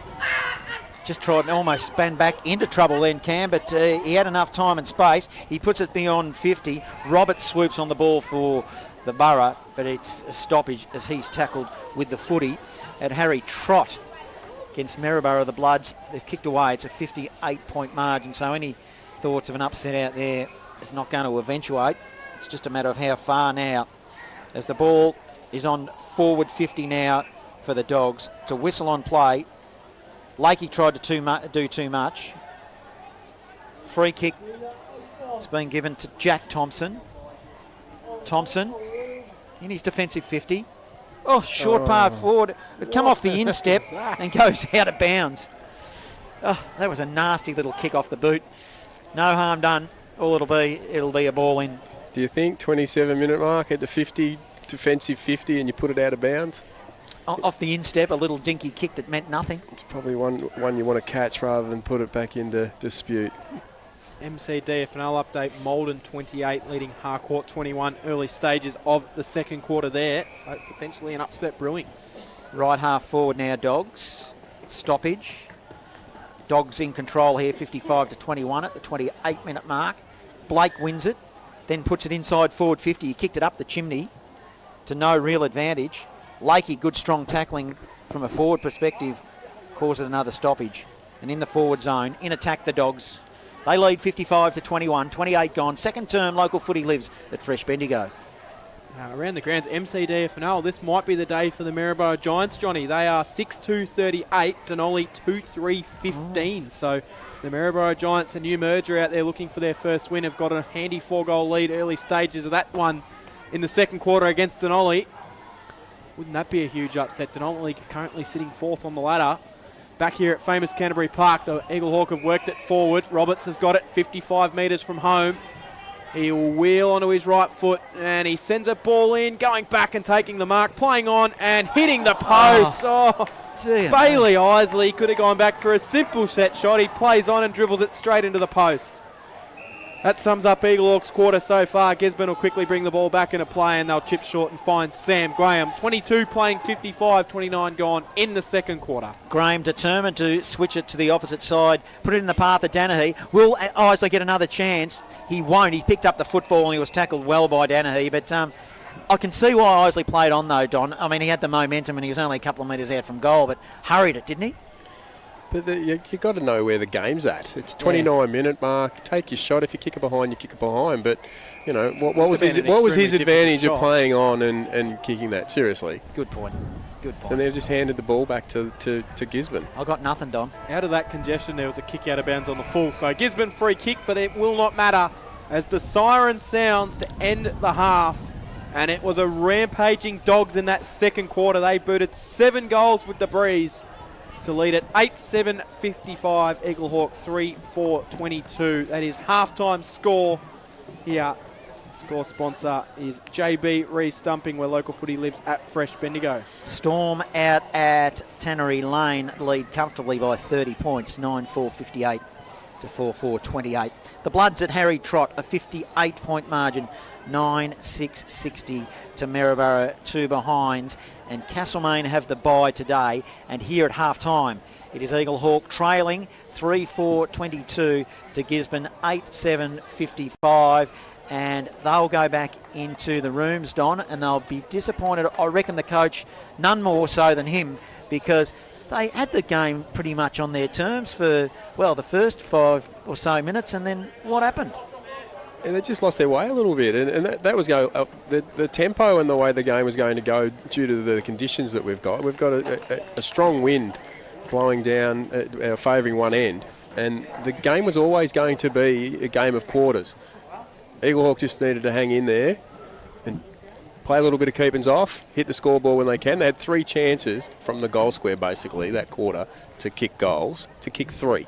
So that 3 would turn that into a 6-goal, 2-goal, maybe a 3-goal difference right now, and they're all gettable. They were from the square. They were just so, you talk about take your moments in football, and considering that Gisborne only kicked 1 into the wind, Eaglehawk had an opportunity to kick 3, and they failed to do so, and now they've really got their work cut out for them now. The game is, as I said, it's in quarters. This third quarter, you'll see that, if Eaglehawk have a really, really good look and get their setup right. We noticed that Darcy Richards was a very, very strong focal point up front and got good ball. And he's going to get plenty of that now, so they just need to believe that they can do that. Around in the MCDFNL, Johnny, Lexton 5-1-31 to Navarre 2-2-14. And it is Trentham 5-4-34 to Talbot 2-2-14. And I mentioned before, the Maryborough Giants, they are leading 38-15 against Denali, and they are looking for their first win as a club in the MCDFNL. Will today be the day? Local footy lives at Fresh Bendigo. And Don, there are a number of little points that stick in my mind, and I'll rattle them off for you that just showed the mindset to me where Eaglehawk are at. Jonty Neves stands at the top of the goal square to the city end and kicked the footy as if he thought it was going to be the easiest thing ever. Kicks it behind. Not long after that, Isley in front of us. He went to go inboard. A lazy little kick as well. Kicked the ground to cause a turnover, which caused a goal for Gisborne. Isley again at the top of the goal square plays on very, very quickly, and you're right, you straightened me up with it. He should have just realised what the state of the game was. So there was another goal missed. And even one of the Thompson boys, I'm not sure which one it was now from memory, but he was on the outer side, and he just a dinky little kick towards the boundary line off the instep instead of clearing the area. So that just showed a consistent mindset to me that once it just seemed to snowball from one little error from one to the next, and it all just amplified as it got as that quarter just rolled on. It's game IQ, isn't it? Like you can only get that by playing and having leaders out there. Cal Geary not being out there, maybe he was out there today. Those moments might have been taken and they've settled with that. So you just mentioned those three key moments in the game that's really hurt Eaglehawk. I'm not going to fat shame anyone. Somebody's rubbing their stomach there. What's that mean, Cam? Just line off one of those burgers, I reckon, for the halftime break. I reckon you would. It is the halftime break, which is a disappointing Eaglehawk. They trail. They're 3-4-22 to Gisborne 8-7-55. In other games, halftime or thereabouts in the Bendigo Football Netball League, the Storm lead. This app, it's had it at 30 points for a while, but last score was 58 playing 28, Kangaroo Flat trailing that, and the same goes with South Bendigo and Maryborough. It's 60 playing 2, Maryborough yet to score a major in that game, and Castlemaine have the bye. And this game, can Eaglehawk get it back on their terms? They will be kicking against they'll have the breeze in this quarter, so they need to make the most of it. At the moment, they trail by just over 5 goals. It's Gisborne 8-7-55, Eaglehawk 3-4-22, where local footy lives at Fresh Bendigo. It's everybody's favourite time of the week. It's the Bendigo Football Netball League, Round 5, Top 5. And at number 1, it's Jack Lefroy from Kangaroo Flat. A great snap out of the pack and a smart finish.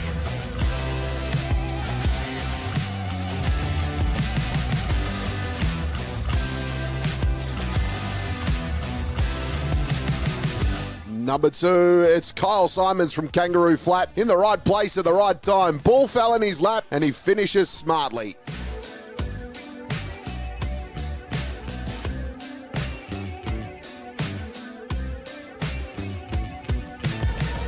Number 3, it's Ryan Burke from Gisborne here. Collects the ball, then goes around the body, but got poleaxed. But lucky it went through for a goal.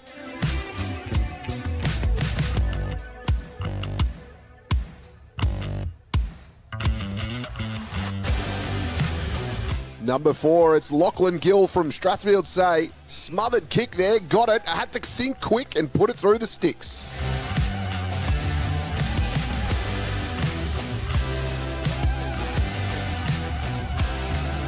Number 5, it's Riley Wilson from Strathfield Say. Collected it, turned, and then he just put an absolute mongrel towards goals, scoring that one.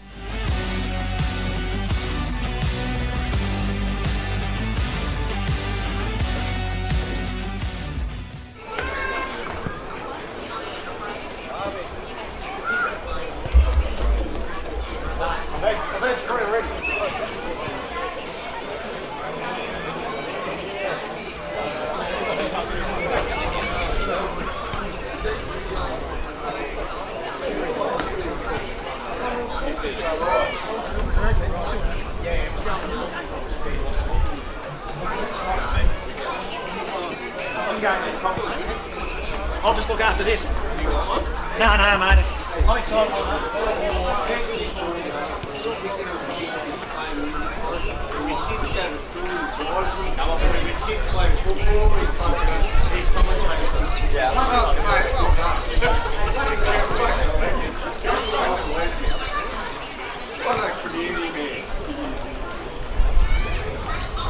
Hey, I reckon those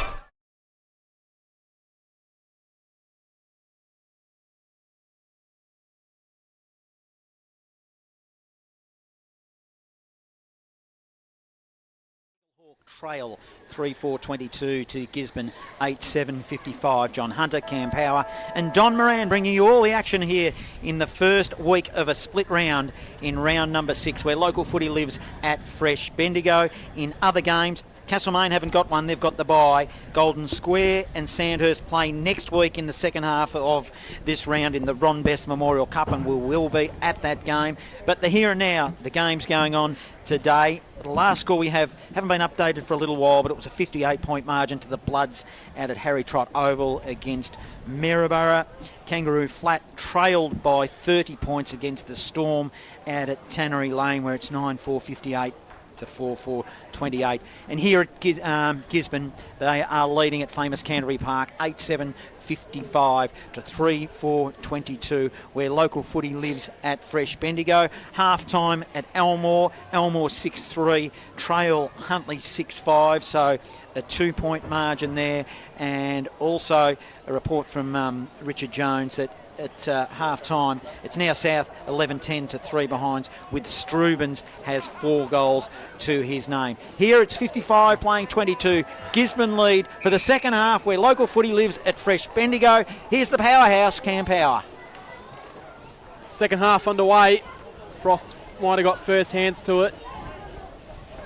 Ball at the bottom of the pack. No one able to wanting to take any clean possession. Eventually it's ripped up by by Thompson. Thompson will get it and send it high inside forward 50. It spills and goes down there lurking. He's gone forward for Eaglehawk. And Gisborne will clear the ball out of defence. They'll work it up towards the centre wing on the scoreboard side.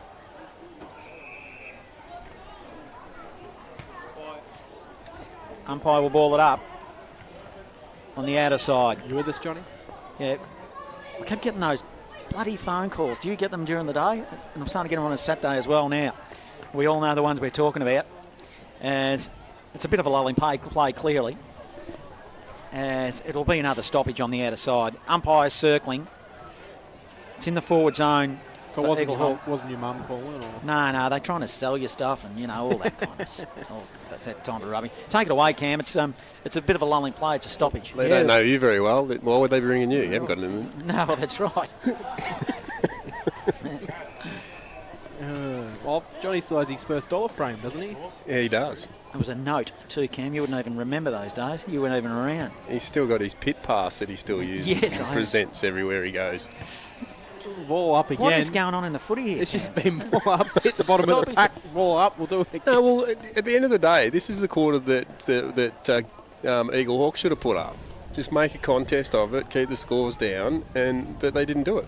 Well, Gisborne will be content with how it's going at the moment as they've run down about a minute and a half a clock, and I think there's maybe been 5 possessions in that minute and a half. Gisborne will work the ball into the middle this time. Now we get a clearance from that little bit of passage of play. It's going to be a chance here. They'll send it inside from McGregor. Low ball finds its way to a teammate, Mark Taken. 25 out directly in front will be Bailey Isley. And boy, oh boy, if he kicks this, Eaglehawk will get that fast start that we said they needed, Don. Yeah, Zach Dennehy coaching moment at the 2-minute mark of the third quarter. Bend your knees, son, and scoop that ball up with both of them. Isley comes in on the right, sends it goalwards. He's had a day, hasn't he? Isley in front of the sticks. Well, he's missed one from in the goal square, and now he's put one out of bounds on the full. So that is a I haven't got a column from out in the full. You got one real of those? disappointing result. That'll be brought back into play for the Dogs through Spear. Our match day sponsor for the Best on Ground awarded $100 voucher from our sponsor Bendigo City Framers. Tough choice today. It will be. I'll get you to run through some names when we get a bit of a lull in play, and you can give us some candidates as that affects Mike. Yeah, you can get an indication of how much wind and breeze is blowing through the old grandstand here at famous Canterbury Park as the ball goes into the middle. Dennehy takes a mark for the Dogs. This is Zach.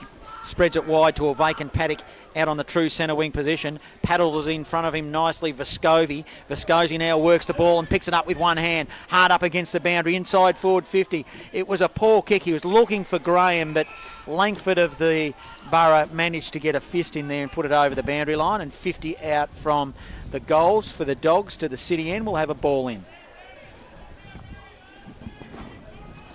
Got nothing, Don? No, I haven't. It's just stop and start again, isn't it? Yeah, it is. So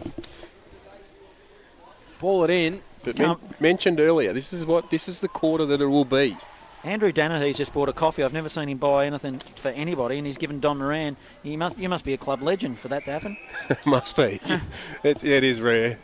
Yep. You want to test it first? I hope you're listening, Ange. Yep, Yeah. Your husband just bought me a coffee. Gee whiz. We'll get it thrown inside the forward pocket. Am I Dogs expected going to against share the it? breeze. No, Split it 3 ways? Can they find a way? It'll come out wide. They'll work it backwards now. Here's a chance through Vescovi. Just sends a high ball up, looking for someone to get on the end of it. Oh, coming from the side. Almost brought it down with Zach Danahay. We know he's prone to taking an absolute specky once in a while. Gisborne work it. He shrugs off. A little bit of a selling the candy, sending it towards the top of the goal square. That Luxmore. The kick came from Dylan Johnson, and Luxmore's taken it and kicked the goal. He's got 4. And, well, that is the start that Eaglehawk did not want against the breeze. Gisborne kicked the first, and they kick away again. 9-7-61. Eaglehawks 3-4-22. 5 minutes gone in the third quarter here at famous Canterbury Park. Score sponsor, Bendigo City Framers. That's how you're kicking from the square. Yep. 3 chances. I'll keep coming back to it. 3 chances Eaglehawk had in that second quarter.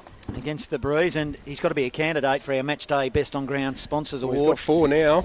Yeah, at $100. The sponsors Bendigo City Framers.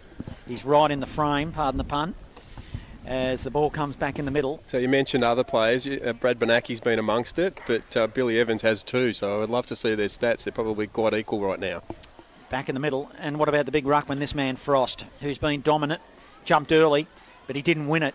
It was Blake who won it. He tapped it down the throat of Cardillo. Now they'll move it to half forward. It's a bit of ugly play. Sam Thompson tracked the football, then lost his footing as he tapped the ball towards the boundary line. And in Eaglehawk's defensive zone, left half back, or right half back if you're going the other way.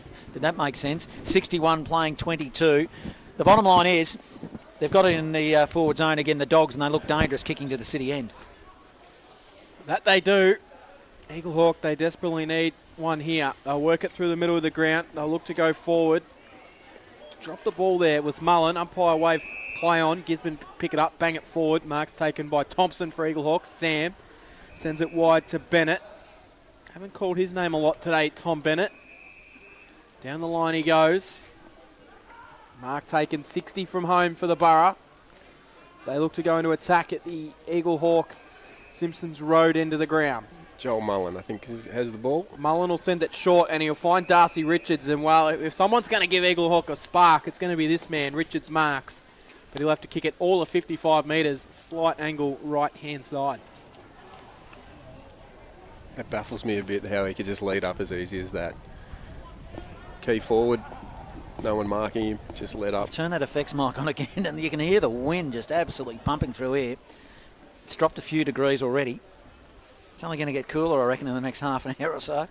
He's quite chilly as Richards comes in, gets as far as he can to the man on the mark, sends it goalwards, and it carries the pack. Mark's been taken, and, well, it was a rather interesting decision to play on, but the goal's been kicked. That's Ben Thompson. And it is Ben Thompson that puts the goal through, and one that Eaglehawk desperately needed.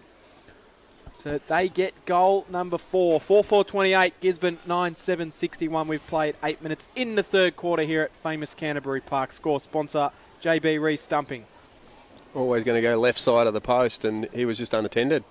Like his work rate, midfielder, catching one right on the point post. Good finish as well around the corner to kick a goal. So, yeah, that's what they needed. They just need to put a few more on and settle and see if they can keep themselves in the game. Just rattle a couple more on. It still just feels a little bit of out of reach. Just if they could get one or two quick more ones just to put some pressure Or on. just get some belief back into themselves that they can do it. Well, why wouldn't they be able to with this for sure. strong breeze? But Blake gets a free kick out of the middle from the restart. He had the footy anyway. He was going to play on, but they've given him a free kick. He grabbed it out of the air and he was going to launch it, but he launches it this time. They'll set themselves. Danahy, front position, still 40 out from goal now, as it will be a stoppage. Sam Thompson doing some strong work in there for the Borough, and we'll have a ball up. 61 playing 28, 8.5 gone, third term. Local footy lives at Fresh Bendigo. Jonty Nees looks like he's about to re-enter after he's 15 off for the yellow card. He probably owes them a little bit too, doesn't he? I'd say so, for sure. So Gisborne are going to turn the ball over in the middle of the ground. It's with Macklin Lord. He'll be fresh, John. Plays on. Sends it down towards. I think there's a lot of people that are feeling quite fresh around here. It's nice and chilly with that breeze. Energy and chill, wind chill. That's it. And radio station. And radio, yeah, there you go. He's got the trifecta.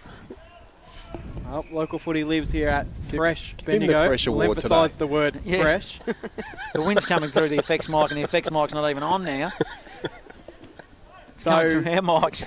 grandstand opposite wing. Gisborne will look to work the ball through the middle. Oh, good, nice pick up by Bolger, who was then taken in a strong tackle, and he's been pinned for holding the ball. It was almost a sling though, Cam. Now, it's going to be a free kick, and it's going to be in the hands of Benaki.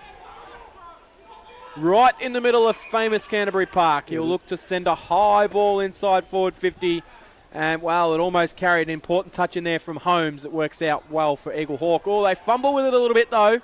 Just invites Gisborne with a little bit of forward pressure. No real clean possession being taken in there. Umpires today have been content to let the play run. And that's still going. Eventually, Gisborne will work the ball out. They'll send it towards the top of goal, but it'll be an intercept mark taken. And, well, interesting decision to play on out of defence. How far did he go? Charlie Langford. And, well, he went too far. Don called it. And a free kick against. I'm not sure on the decision there when you've got... I think it was touched off the boot. It had to be. If it wasn't, you're not going to play on Or when everyone's he in got that. confused that he was taking the kick in, but there was no behind kick. Well, if it wasn't touched, I tell you what, you wouldn't play on and run straight back into the pack like that, would you? When everyone's forward of the footy. And, well, that's a coach killer as Gisborne chipped the short ball inside and find a mark. Luxmore again. Luxmore, who's already got 4, he'll line up for goal number 5, which will put him 1 goal away from the Joel Peterson bag of 6. So Luxmore's already got 4. Comes in, 40 out, on the right, sends it goalwards, and the goal umpire runs to the left to signal a behind, and that he does. 9 goals, 8-62 the Dogs. Eaglehawk 4-4-28. It's a comfortable lead at the moment. Eaglehawk need to start making some inroads while they've got this breeze in the third quarter. Local footy lives at Fresh Bendigo, thanks to our score sponsor, JB. Right, first quarter we went to scoreboard side. We're going again through Langford. Plays on, kicks in from fullback. He'll send it long and high. It'll come off hands underneath the scoreboard. They'll keep it in play. Cardillo getting involved. Handball. Lynch also. It's an ugly ball, but it's effective. Picked up there by Thomas. Thomas has been pretty good this afternoon. Hurried kick long and high by Graham. Graham goes goalward and kicks it out of bounds on the full for the Dogs. Half time out at Morong. Morong 8-9 lead Bridgewater 5-3. And in the MCDFNL, half time. Hang on, John. Just something going on here. I think another send-off for Eaglehawk here. Another one. Well, it's parked, on the 50 for Gisborne. Might be Sam Thompson and Lynch are having a bit of a cuddle. What are you pointing at, Don? Free kick. Yeah, it's a free kick, but there's a send-off. Yellow card, 15 minutes. I can't see who it is. It's 2, and it's so poor discipline. You're not going to win a game of footy when this is happening, are you? That's Brady Rowles. Brady Rowles. What's he doing? It was off the footy too. Did you see what happened? Is this Luxmore with a free kick again in the forward pocket? It's Gisborne's free kick. They've got a free kick downfield, 15 around from goal, right underneath the fake bird tree. So Sam Graham kicked the ball into the forward line. It went out of bounds for a boundary throw in, and then all play was focused around that, and then something went down at the 50 where the ball came from. Harry Luxmore has got the footy. He's having a day, isn't he? Well, he's got his chance to kick his 5th. He's going to go round the corner. He's standing on the boundary line, so he's going to run inboard. Here he goes, round the body, and kicks a behind. So his 5th still beckons. He's still in the frame for that award. The Bendigo City frame as they sponsor the $100 voucher. 63 playing 28. Eaglehawk trail midway through this third term. Local footy lives at Fresh Bendigo. Eaglehawk player there played on out of the goal square and slipped how over. That far was has he Langford. gone? And then he's almost gone over again. They're playing into all sorts of trouble here. Langford was able to get himself out of trouble. Sent it wide towards O'Shannessy. Couldn't quite find him. Gisborne will work it. Benaki ducked the tackle. Umpire said you got caught high. And a few Bronx cheers from the crowd as Benaki will receive the free kick. Right on the paint of 50. Doesn't want to go back for the set shot. Sends it towards the hot spot. Can he get someone to fly? Eaglehawk will punch towards goal. Luxmore's got it. Fed off a handball. They'll run into an open goal and slot it through is Darcy Young. As easy as you like. Darcy Young puts one in from the goal square. And well, Don, I heard you say before that's how you kick him from the goal square, and that's exactly how it went down. 10-9-69 the Dogs. They are just increasing this lead. Eaglehawk 4-4-28, 14 minutes gone in the third quarter. And a score assist to Luxmore. Bendigo City Framers, where local footy lives, at Fresh Bendigo. He's having a day. He is.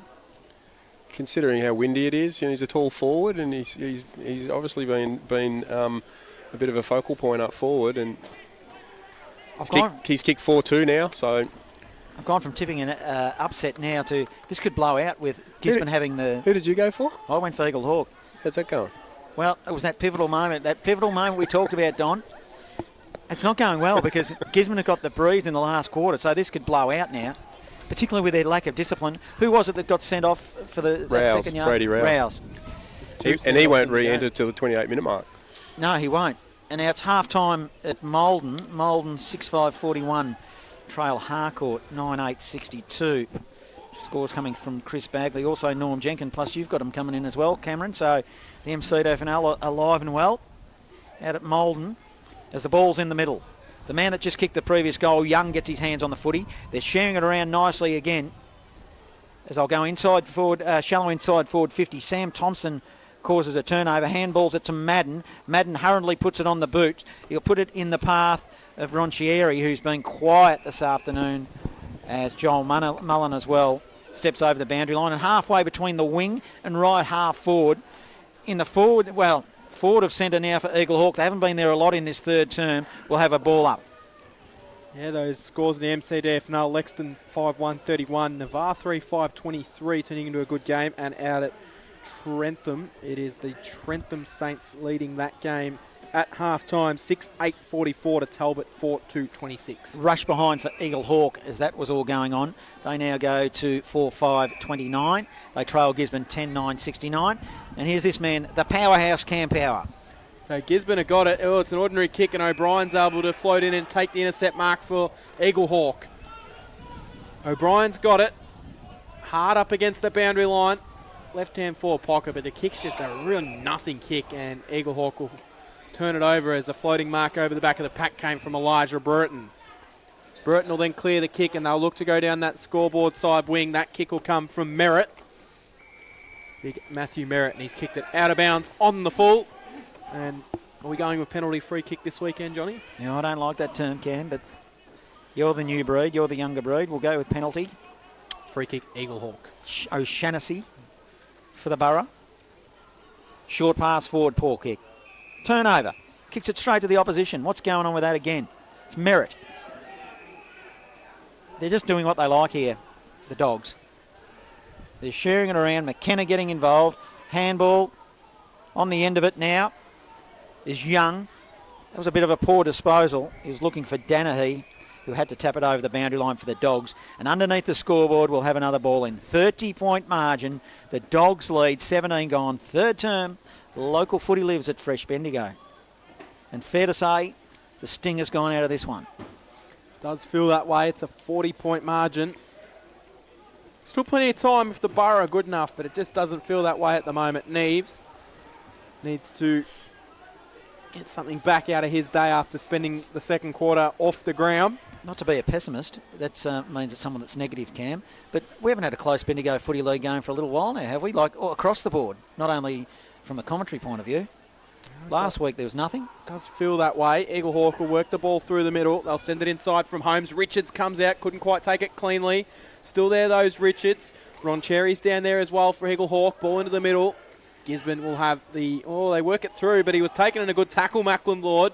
Not sure he disposed of that one. We'll get a ball up. And tell you what, a pet peeve of mine at the moment across footy is when a player gets tackled and they drop the ball, the new rulings seem to say if they don't have prior, it doesn't matter. But if you drop the footy, it should just be holding the ball, surely. There's actually no such rule as dropping the ball, Cam. But it should be. But there's not. Incorrect disposal. Yeah, well, it's not dropping the ball as such, but you're right, it's incorrect disposal. And it just annoys me. It happened a lot in the AFL lately, and I've noticed it creeping into the Bendigo League too. As we're in the forward zone now for Eaglehawk. Well, there's another one. Ron just, Cherry went as- back into the contest and dropped the ball. Just as you were discussing that, we witnessed it happen 2 times in a row within a second. Do you know the most exciting thing that's happened in this half of football? Andrew Worm Danahy bought a cup of coffee. And if you knew Worm, for those Castlemaine people, he wouldn't shout if a shark bit him, I tell you. As the ball is thrown in the forward zone for Eaglehawk, it's just the Dogs emerging with a footy is Lynch. Is he going to be pinged? Ran straight into trouble. Now, he did have prior. He did take him on a little bit, didn't he? Just Mullen did noting well. that I'm just looking for Braden Frost because Neves has gone into the ruck and I can't see. He's not on the ground. So, I don't know where he is. Well, Isley comes on as well. I can't see him on the bench unless he's sitting actually in the dugout. Joel Mullen has the footy for the Borough. Kicking to the Simpsons Road. And distance won't be a problem. Accuracy is not. And gets a... Well, if you said they needed that goal, it'll be an understatement. It's 5-5-35 to 10-9-69. 20 minutes have ticked over in this third term. Score sponsor Parsons Towing in Castlemaine, where local footy lives at Fresh Bendigo. You'd just like to see Eaglehawk put a few more on now. You've mentioned about having had a close game. Even if we put another 2 or 3 on. Here we go. Frost is about to come back on the ground. Well, he's about to re-emerge and his side needs him if there any chance of bringing this one back. 20 minutes gone in the third. One down give forward. us a contest. Yeah.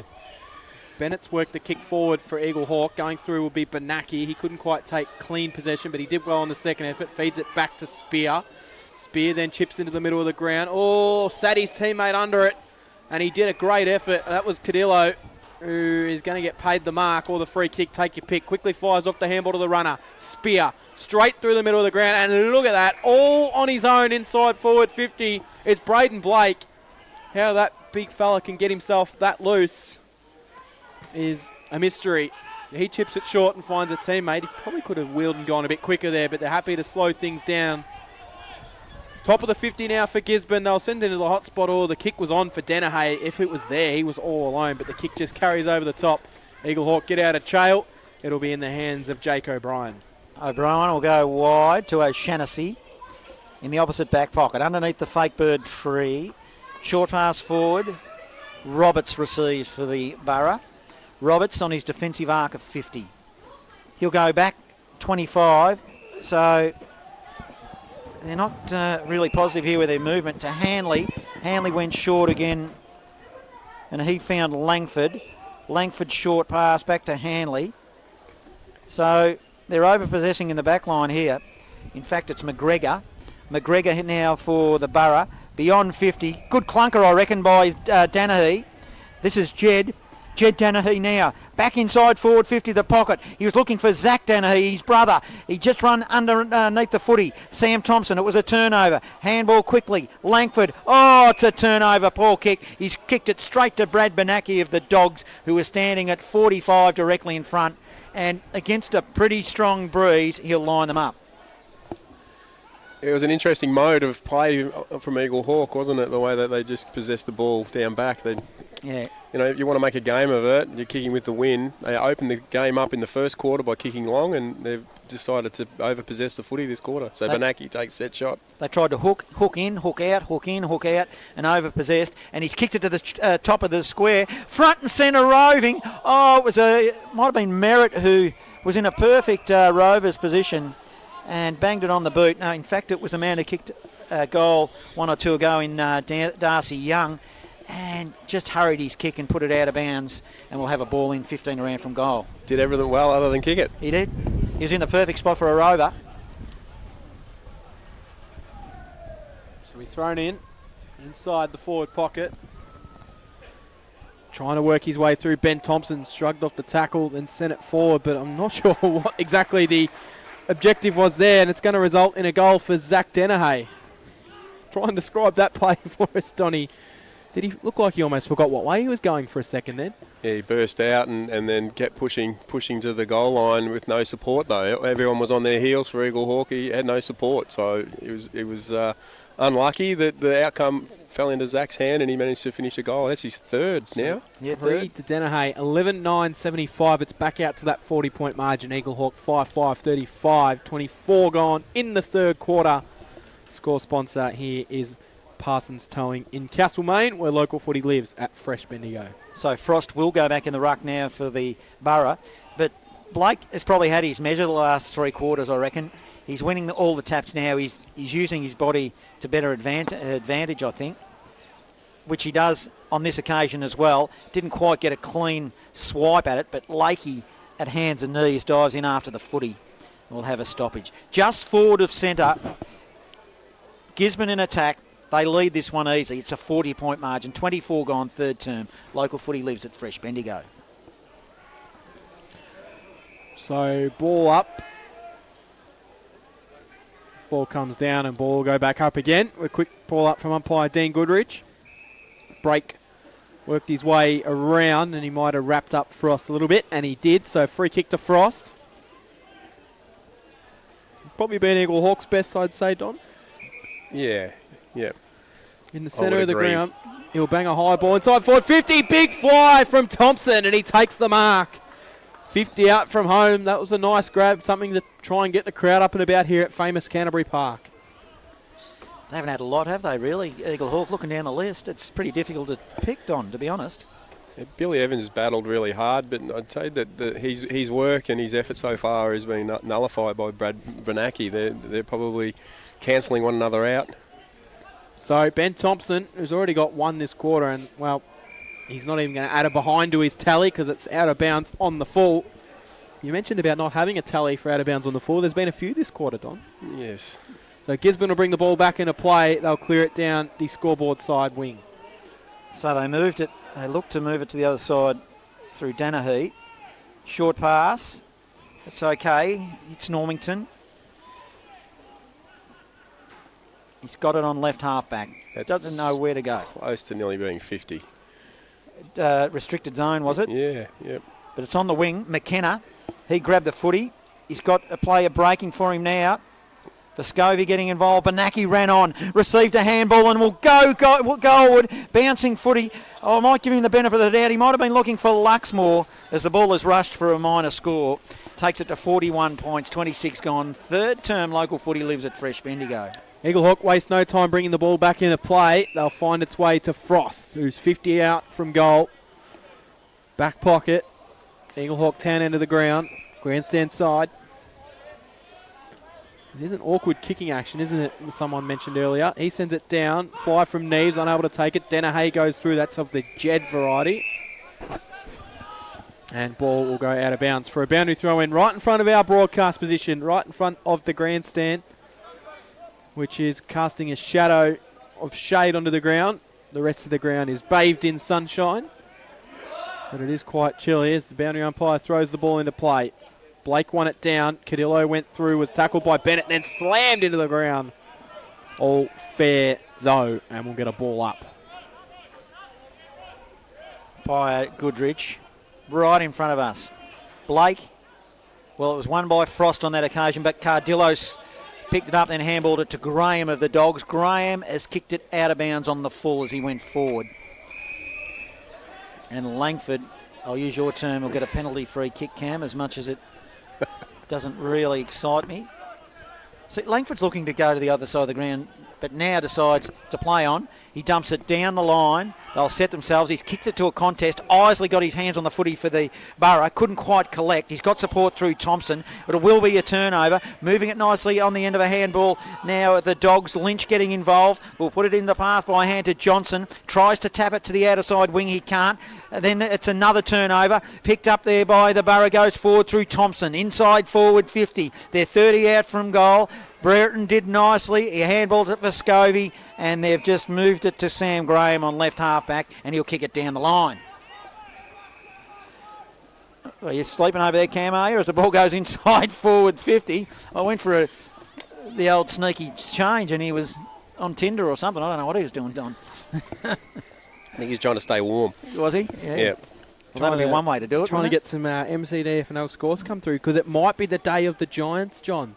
The day of the Giants. They are looking likely for a win. I'll touch on that game in a moment. The Maryborough Giants, of course. Up they go in the ruck. Blake wins it again. They're on 50. Benaki picks it up there. He'll go on the outside of the boot. He'll kick it to a dangerous spot, 20 metres out from goal. Benaki ran on. He's going to pick it up. Can he make space? He does. They should have, well, I won't say kill him, but they should have killed that footy. Don Moran, I'll give you the score first. Again, give us the summary of what happened then. It's 12-10-82 to 5-5-35, 29 gone. Score sponsor Parsons Towing in Castlemaine. Local footy lives at Fresh Bendigo. Don't know where to start. Power running, Hunt the ball. He kicked the ball in, crumbed his own ball, broke 2 tackles, kicked it from the goal line. That was a pretty good synopsis. So he's kicked it in from the 40-metre mark in the pocket, and he's followed his own footy up. Yeah. So when I say they should have killed him, they didn't try to block or anything, did they? You could sense what he was going to do. Yeah. But just his strength to be able to break the 2 tackles as soon as he picked the crumbing ball up. So he crumbed his own ball after kicking it 35, 40 metres. It's got to be goal of the weekend. Well, you touched about not having any close games in the Bendigo Footy League, but there is one brewing in the MCDFNL. Navarre have hit the front, 5-7-37 to Lexton, 5-3-33 in the third quarter of that one. Back in the middle we go. Mullen will track after it for Eaglehawk. He'll fire it out looking for Angove. Didn't quite find its way there. Evans will then pursue after it. Can send a little bouncing ball that bounced awkwardly for its intended teammate, which was McGregor. Gisborne will then come straight through the middle. Dennehay went looking for his brother Zach. Couldn't quite find him. Eaglehawk will look to rebound off defence. They'll stream through towards centre half forward. Spear gets it and just, well, sends a kick towards the boundary line. O'Brien comes through and he's happy to see it over the boundary line. Might have tried to keep that one in. I reckon they had numbers if he was able to keep that one in there, Don.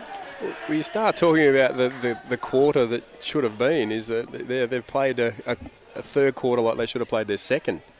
Be aggressive, keep the ball in, keep the ball in attack. You're right. It's getting ugly out at Harry Trott now. It's a 124-point margin. So the Bloods keep inflicting pain on the Berrabara Magpies. You just wonder how long that this can keep up. As the ball is on the outer side wing, tracking the footy there will be McGregor for the Borough. He handballs to the back door to Thompson. Whistle on play. I'm not sure. He must have stepped out of bounds. He did. They were out then to the Borough.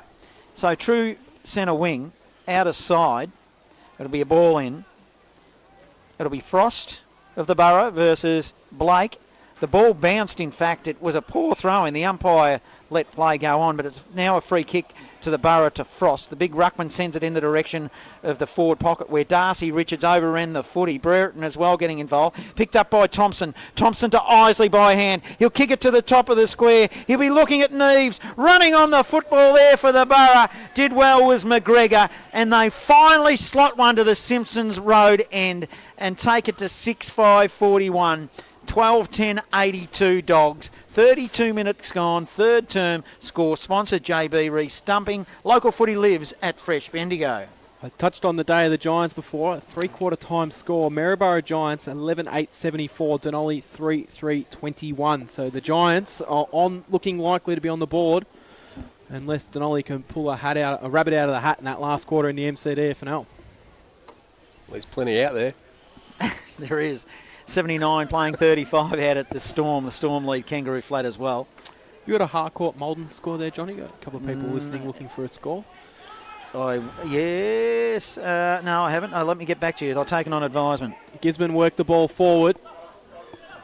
Going through, and well, he was happy to take the contact of the tackle there, Mullen. Crosses his arms. We've got a listener board with the footy and wants to hear about what your footy career was, Cam, but that'll take about a minute, so what else are we going to talk about? Sent forward. Cadillo gave it off to Lynch, who tried to give it back to Cadillo, and he almost missed it, and then he was able to recover. Lakey, been quiet for his standards, I think, today, Flynn Lakey, but still had a good game. Bennett's kick was smothered. That'll work forward. Going through after it will be Sam Graham. Siren sounds to end the quarter, and Gisborne are well in control. 12-10-82. Eaglehawk 6-5-41 are going to need a big last quarter if there are any chance of coming back from here. Score sponsor, JB Re-Stumping. Speaking about Hamish Morecambe earlier in the day, Huntley, the close one out at Elmore. It's Elmore 8-6 to Huntley 8-11. And in other Bendigo Football Netball League games, it is the Storm lead Kangaroo Flat at Tannery Lane, 12-7-79 to the Flat 5-5-35. The Bloods 20-13-133 lead Maryborough 139. Castlemaine have the bye. Golden Square and Sandhurst play next week in the Ron Best Memorial Cup. And here at 3/4 time at famous Canterbury Park, it is a 41-point margin. Eaglehawk, well, you'd think they're out of this game, but they might be able to just get a bit of respectability back into the score. Still a quarter remaining in this game. They trail 6-5-41 to Gisborne 12-10-82, where local footy lives at Fresh Bendigo. It's everybody's favourite time of the week. It's the Bendigo Football Netball League Round 5, Top 5. And at number 1, it's Jack Lefroy from Kangaroo Flat. A great snap out of the pack and a smart finish.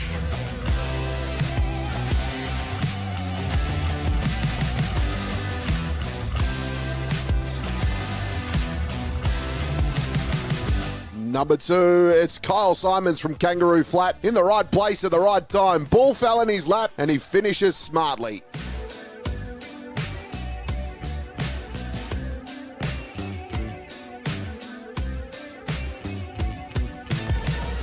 Number 3, it's Ryan Burke from Gisborne here. Collects the ball, then goes around the body, but got poleaxed. But lucky it went through for a goal.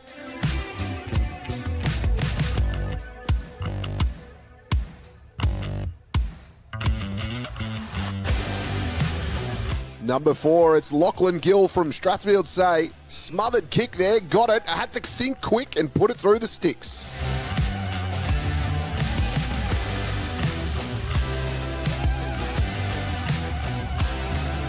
Number 5, it's Riley Wilson from Strathfield Say. Collected it, turned, and then he just put an absolute mongrel towards goals, scoring that one.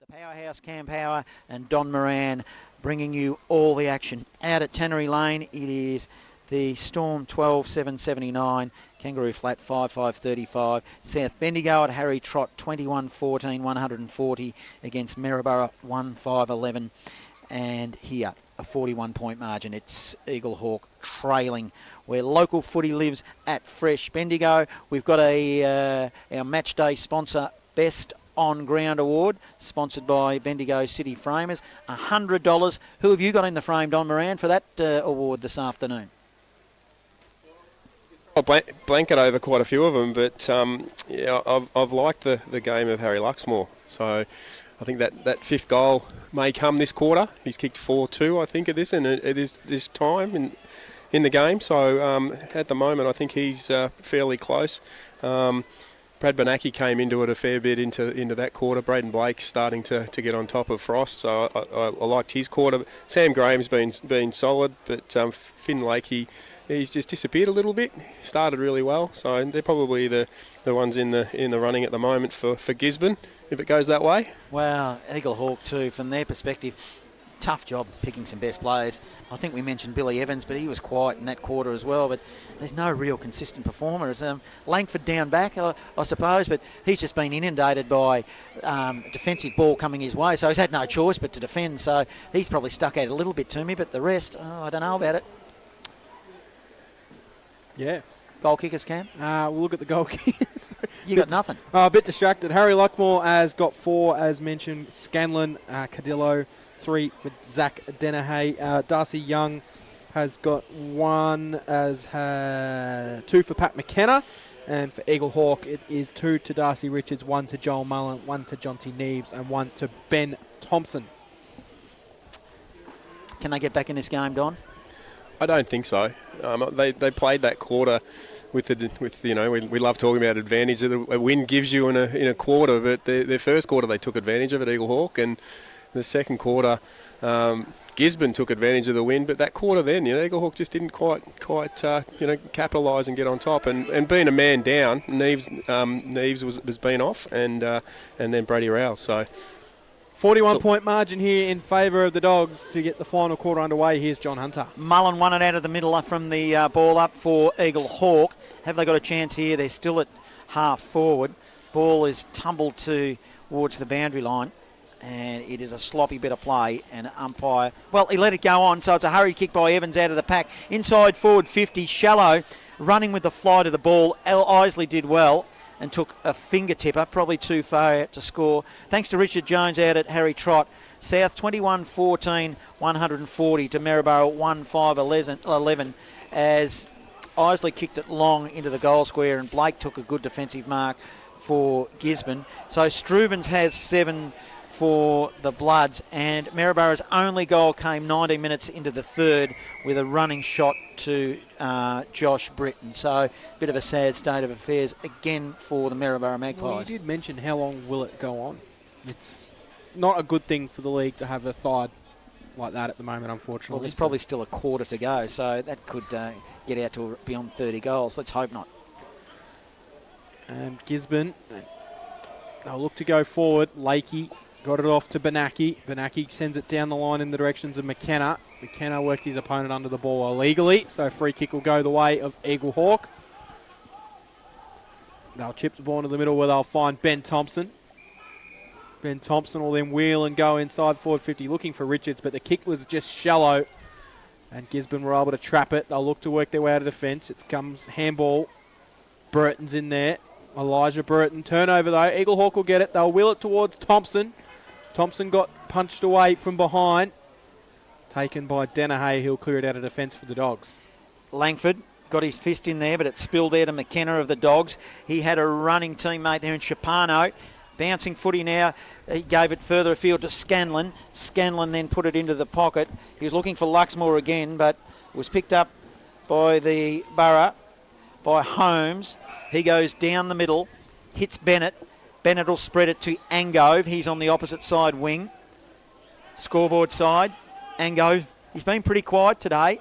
Doesn't know quite where to go. Runs his full measure. Then he'll go inside forward 50 looking for Richards, who's got front position. And took a nice strong mark. A bit of a juggler, but he's probably too far out to score. Then he wheels and goes. He goes to the top of the goal square looking for Neves. Neves got it at ankle height and puts it on his boot quickly, but it spills towards a minor score and is.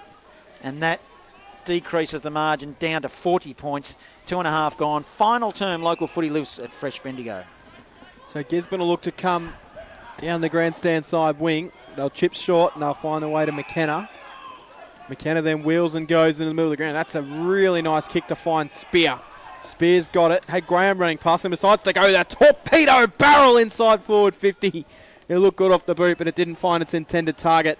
Eaglehawk have got Holmes. It just bounced really awkwardly for him. It's shucked and sent goalwards by Luxmore, who just misses. Hit the post. Wasn't that an awkward bounce? And Harry Luxmore thought he won the raffle, and in the end it was a prize he didn't really want, so he hits the post. Well, he might win a prize before the game's out, don't you worry. 12-11-83, 6-6-42. It is Gisborne in complete control of this one. Score sponsor, Bendigo City Framers. Holmes plays on from fullback for Eaglehawk, then puts it in the middle. Target was Isley. Contest forms smack bang on the centre wicket. The hard area there. Umpire Goodridge will adjudicate and throw it up. Up they'll go in the ruck. Frost wins the tap on that occasion. And again, we'll have another stoppage. It's all tied up. 83 playing 42. Eaglehawk trail. 4 minutes gone last term. Local footy lives at Fresh Bendigo. I'm perplexed with that last kick in against the wind straight down the centre. Yep. Where was that the last quarter when you had advantage? Probably has the breeze dropped off a little bit? No. No, it hasn't. MCDFNL 3-quarter time. Trentham 8-10-58. Talbot 7-2-44. And over at Maryborough, Denali have kicked the first 3 goals of the last quarter to give themselves a small chance, but they're still trailing the Giants 11 goals 8 to 7 goals 4. Billy Evans wound it out of the middle for the Borough, and he spotted up Darcy Richards. Not sure if he hurt his shoulder. He's just favouring it a little bit. Might have been a little bit of a stinger that he got just as he marked the ball from Breton. And Darcy Richards, well, you'd think he'd convert this. Not much of an angle. The man on the mark stands at 30 to the city end. He's a good goal kicker, excuse me. He's kicked 2 this afternoon. He started off well. He's been quiet and kicks a goal. So Darcy Richards runs towards the bench and he's holding his shoulder. I don't like that when they have their wrist in front of their stomach there. It's his left one as he comes to the boundary line. Eaglehawk 7-6-48. They trailed Gisborne 12-11-83. 5.5 gone. Final term. Score sponsor Parsons Towing in Castlemaine, where local footy lives at Fresh Bendigo.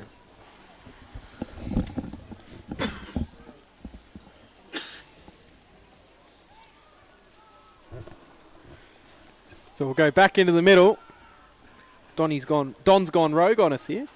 No, I was just going to say, is it dead? Because I want to ask you something off air.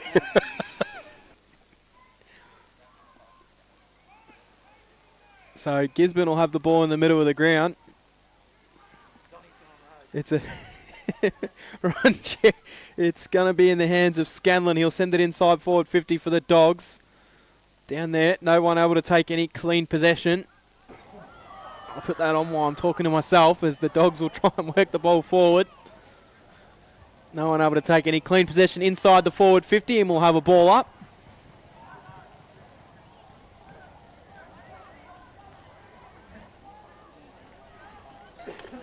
Sorry about that, Cam.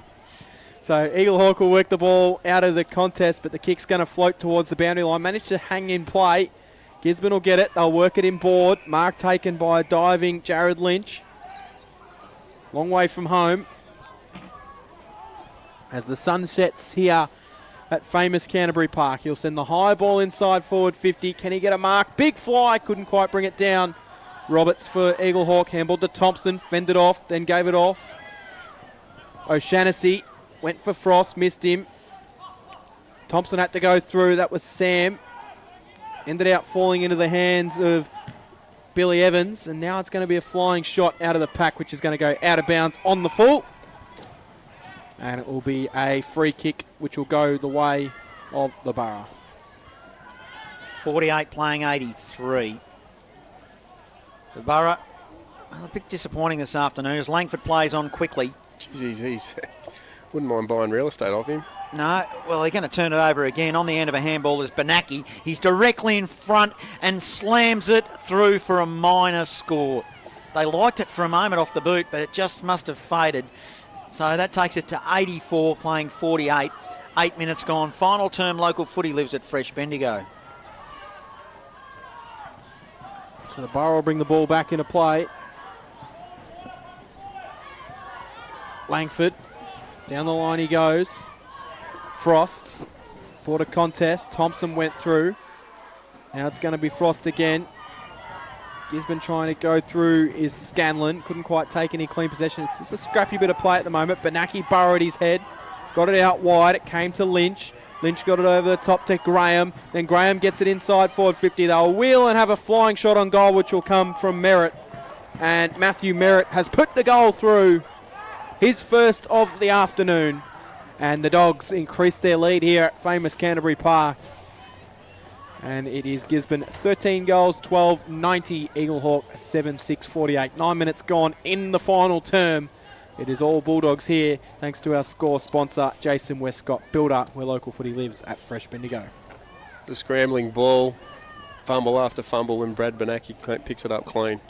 And then that's the result. So plenty of width on the handball to open up Merritt to kick one on his opposite. He'll like that look when he has a look at the post game. Eaglehawk looking for the finish line.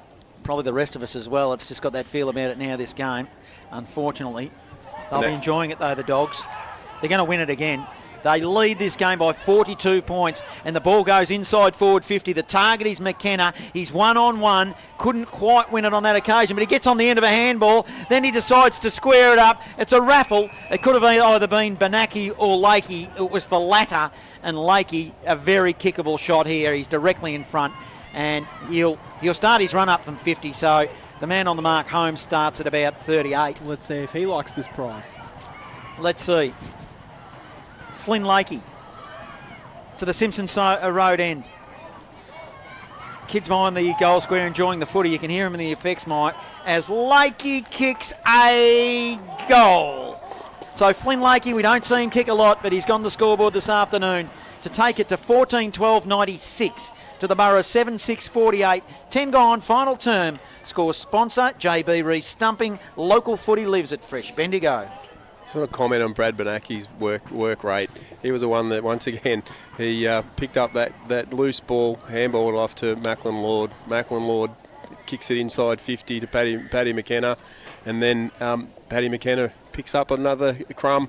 He could have actually hit Brad Benacki instead of Finn Lakey. They were basically standing side by side in front of the goal. So that work rate is amazing. They raffled it, and Lakey won, as John called. There he is again. Battling through there, Benacki's really coming to the game. He's got to be in contention now for our Bendigo City Framers Award for Best on Ground here. What I noticed says round 7, but it is round 6, Johnny.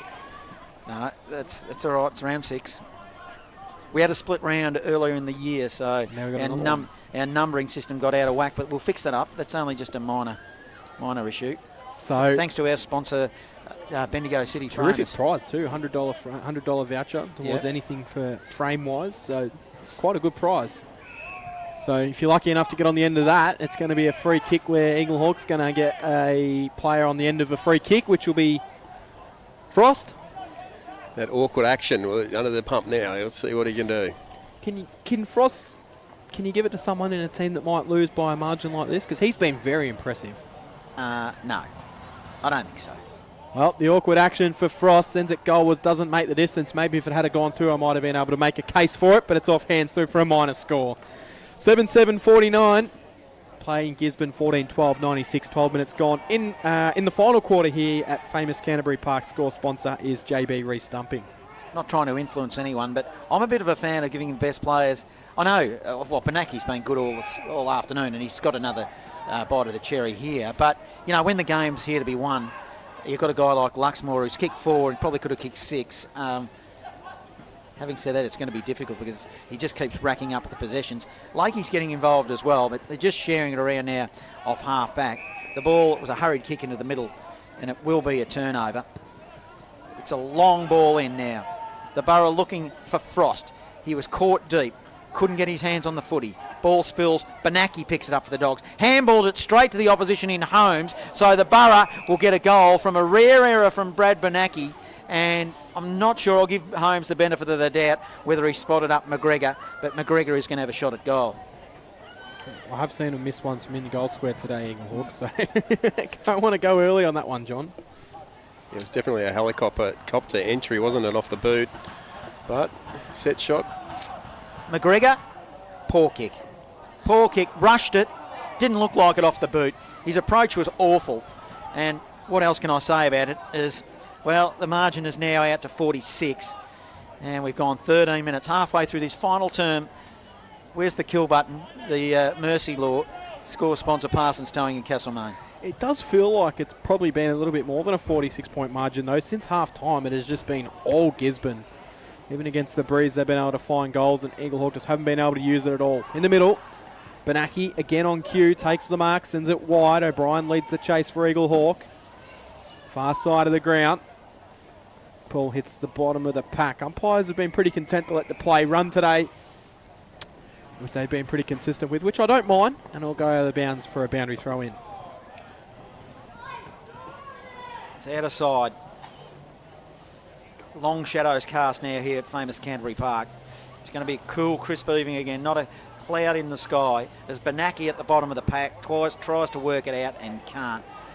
Umpires let it go. Hurried kick now, the Dogs, but it will be a turnover. It's kicked it straight to Hanley, his first game this afternoon. Spreads it wide to the wing now. Broadcast side. They're on now through the run. It was Bolger. He went there to Rouse. Rouse goes short to Isley. Isley's now got the big man, Frost. He went at it one-handed. I didn't like it. Hurried kick off the ground towards goal now. It will, in fact, they keep it in here, the Dogs. Short pass and getting on the end of one now is Johnson of the Dogs. So Johnson of the Dogs has got it. He'll look to try and clear out and decides to switch it back across the ground. In the hands of Spear. Spear then sends a spearing kick down the line. Mark taken. They'll work it forward, the Dogs, up towards the player there, which is Harry Thomas, who had a late jumper number change. What was 29 in the book is now 21 for this afternoon's game, and he's been relatively impressive as he works his way up and gets back on the end of it, sends it into the pocket. Well, it should be a free kick for Gisborne, and it will be for a hold. And you can see the jumper was clearly stretched, and it's going to be a resulting shot on goal for Jed Dennehay. Zach, it might be.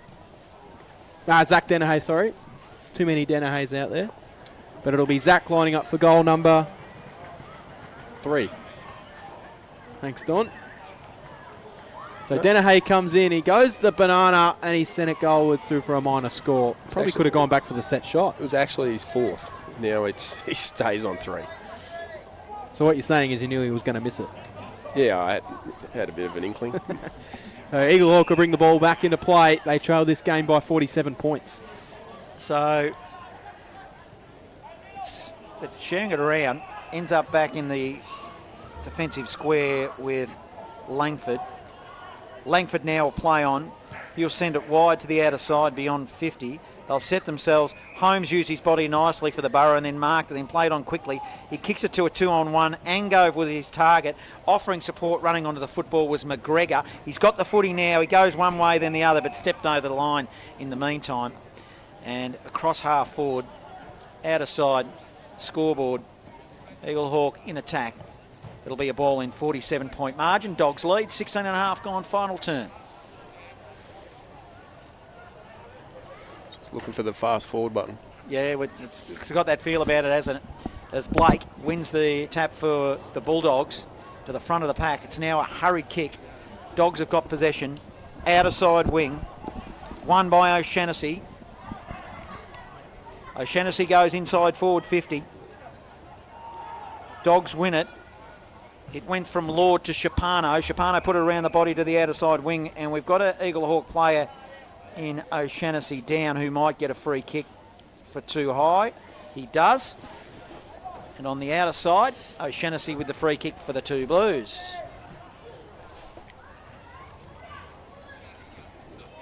Has Cam gone to sleep? What's Jack? I'm trying to work out Jack Scanlon sending us some messages from down on the boundary there, Don. He's probably saying, give me that prize as the Borough going to go through Thompson go forward. Oh, it's a long shot at goal. And Thompson has kicked the goal. It is Ben Thompson for his second. So, geez, that ball had some distance on it kicking against that breeze. It must have died off a bit, Don, I think. But Eaglehawk go to 8-8-56. Dogs 14-13-97. 18 gone. Final term score sponsor, Parsons Towing in Castlemaine. Local footy lives at Fresh Bendigo. I don't think it has, John. that flag's right in front of your face. Well, geez, it carried though, didn't it? Yeah, he might have got hold of it. Yeah, well, he clearly got hold of it. Don't you worry about that. He's not really a renowned long goal kicker, is he? No, not at all. He's kicked 2. Well, he got one on the board today, and now he's going to go into the middle and win the clearance. He's slammed into the back, and the umpire says yes. So it will be a free kick to Ben Thompson, who might have nearly brought himself into being Eaglehawk's best player again this afternoon, other than maybe Frost, as he kicks a nice pass inside, and it finds Darcy Richards hard out on a lead, marks it in front of his head. He'll go back 45 metres out, directly in front for the set shot towards the Bendigo town end of the ground. Bendigo or Eaglehawk town end? Bendigo's that direction as well, but Eaglehawk town end's what I'm thinking. The flag is limp, John, so he should get range here. So Richards, 45 out directly in front. Well, he sends it right to the line, and he's just snuck it home. So he gets himself a 4th goal for Darcy Richards. He'll try and tell you after the game that he kicked 5 after being 1 earlier in the quarter in the first that he celebrated, but it'll go down as 4. 9-8-62, Gisborne 14-13, 97. It is a pretty comfortable margin as we tick into the 20-minute mark of the final term. And just watching you here, I think he's done for the day with a hammy. He was stretching his right leg before he kicked, and now he's just walked off. That's Darcy's day done. Well, he's got a week's rest, but that only gives him 14 days, and of course, unless Eaglehawk have the bye for that second one, but that second week. But an important player to miss, as it's one out of the middle now. It'll be the Dogs. It's a left footer that went inside forward 50 by Lord. It'll be a free kick to Scanlon. What's your association with him? Did you work with him, or was he a student of yours, Scanlon? A student? The latter, yes. The latter. Kick it, Jack.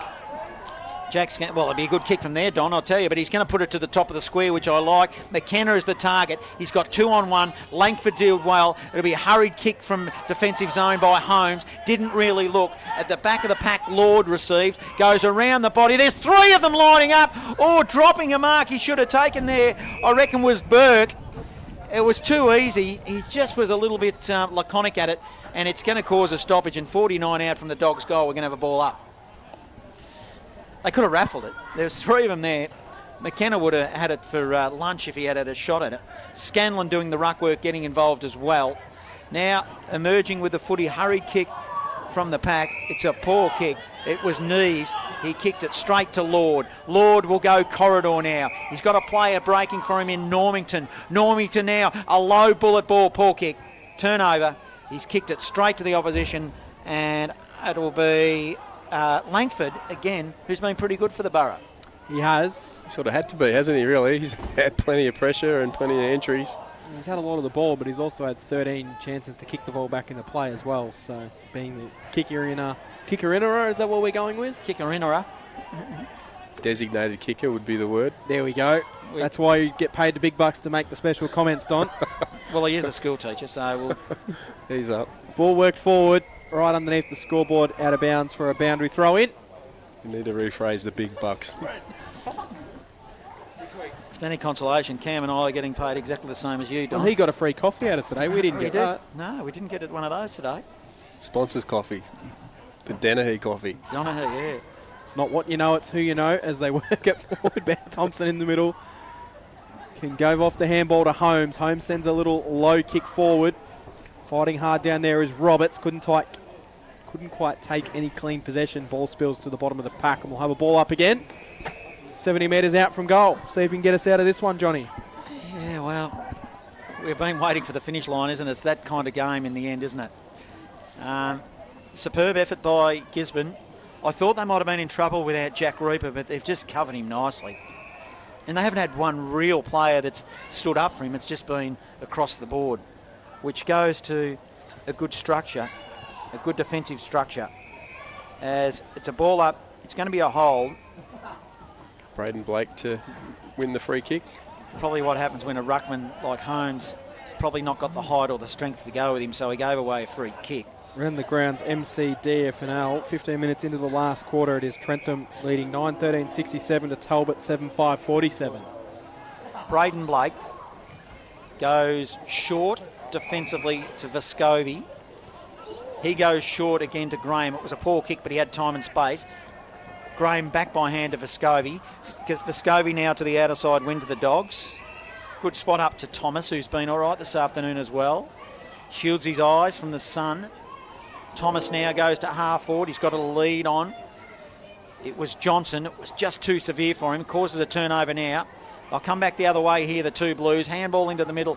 Nice pick up by the big ruckman there. It was Frost. He picked it up by one hand, then coughed it up. He gave it straight to Jed Danahy. He plays on quickly. That's a poor kick as well. Ball spills in the middle. Free kick for a chop of the hands, and it'll be Langford with a free kick for the Borough. So he'll have it. He'll work it forward. Oh, going back and getting himself into a good position, but no free kick paid. Here, maybe they thought there should have been a free kick there. It was Roberts, I think, going hard at the ball.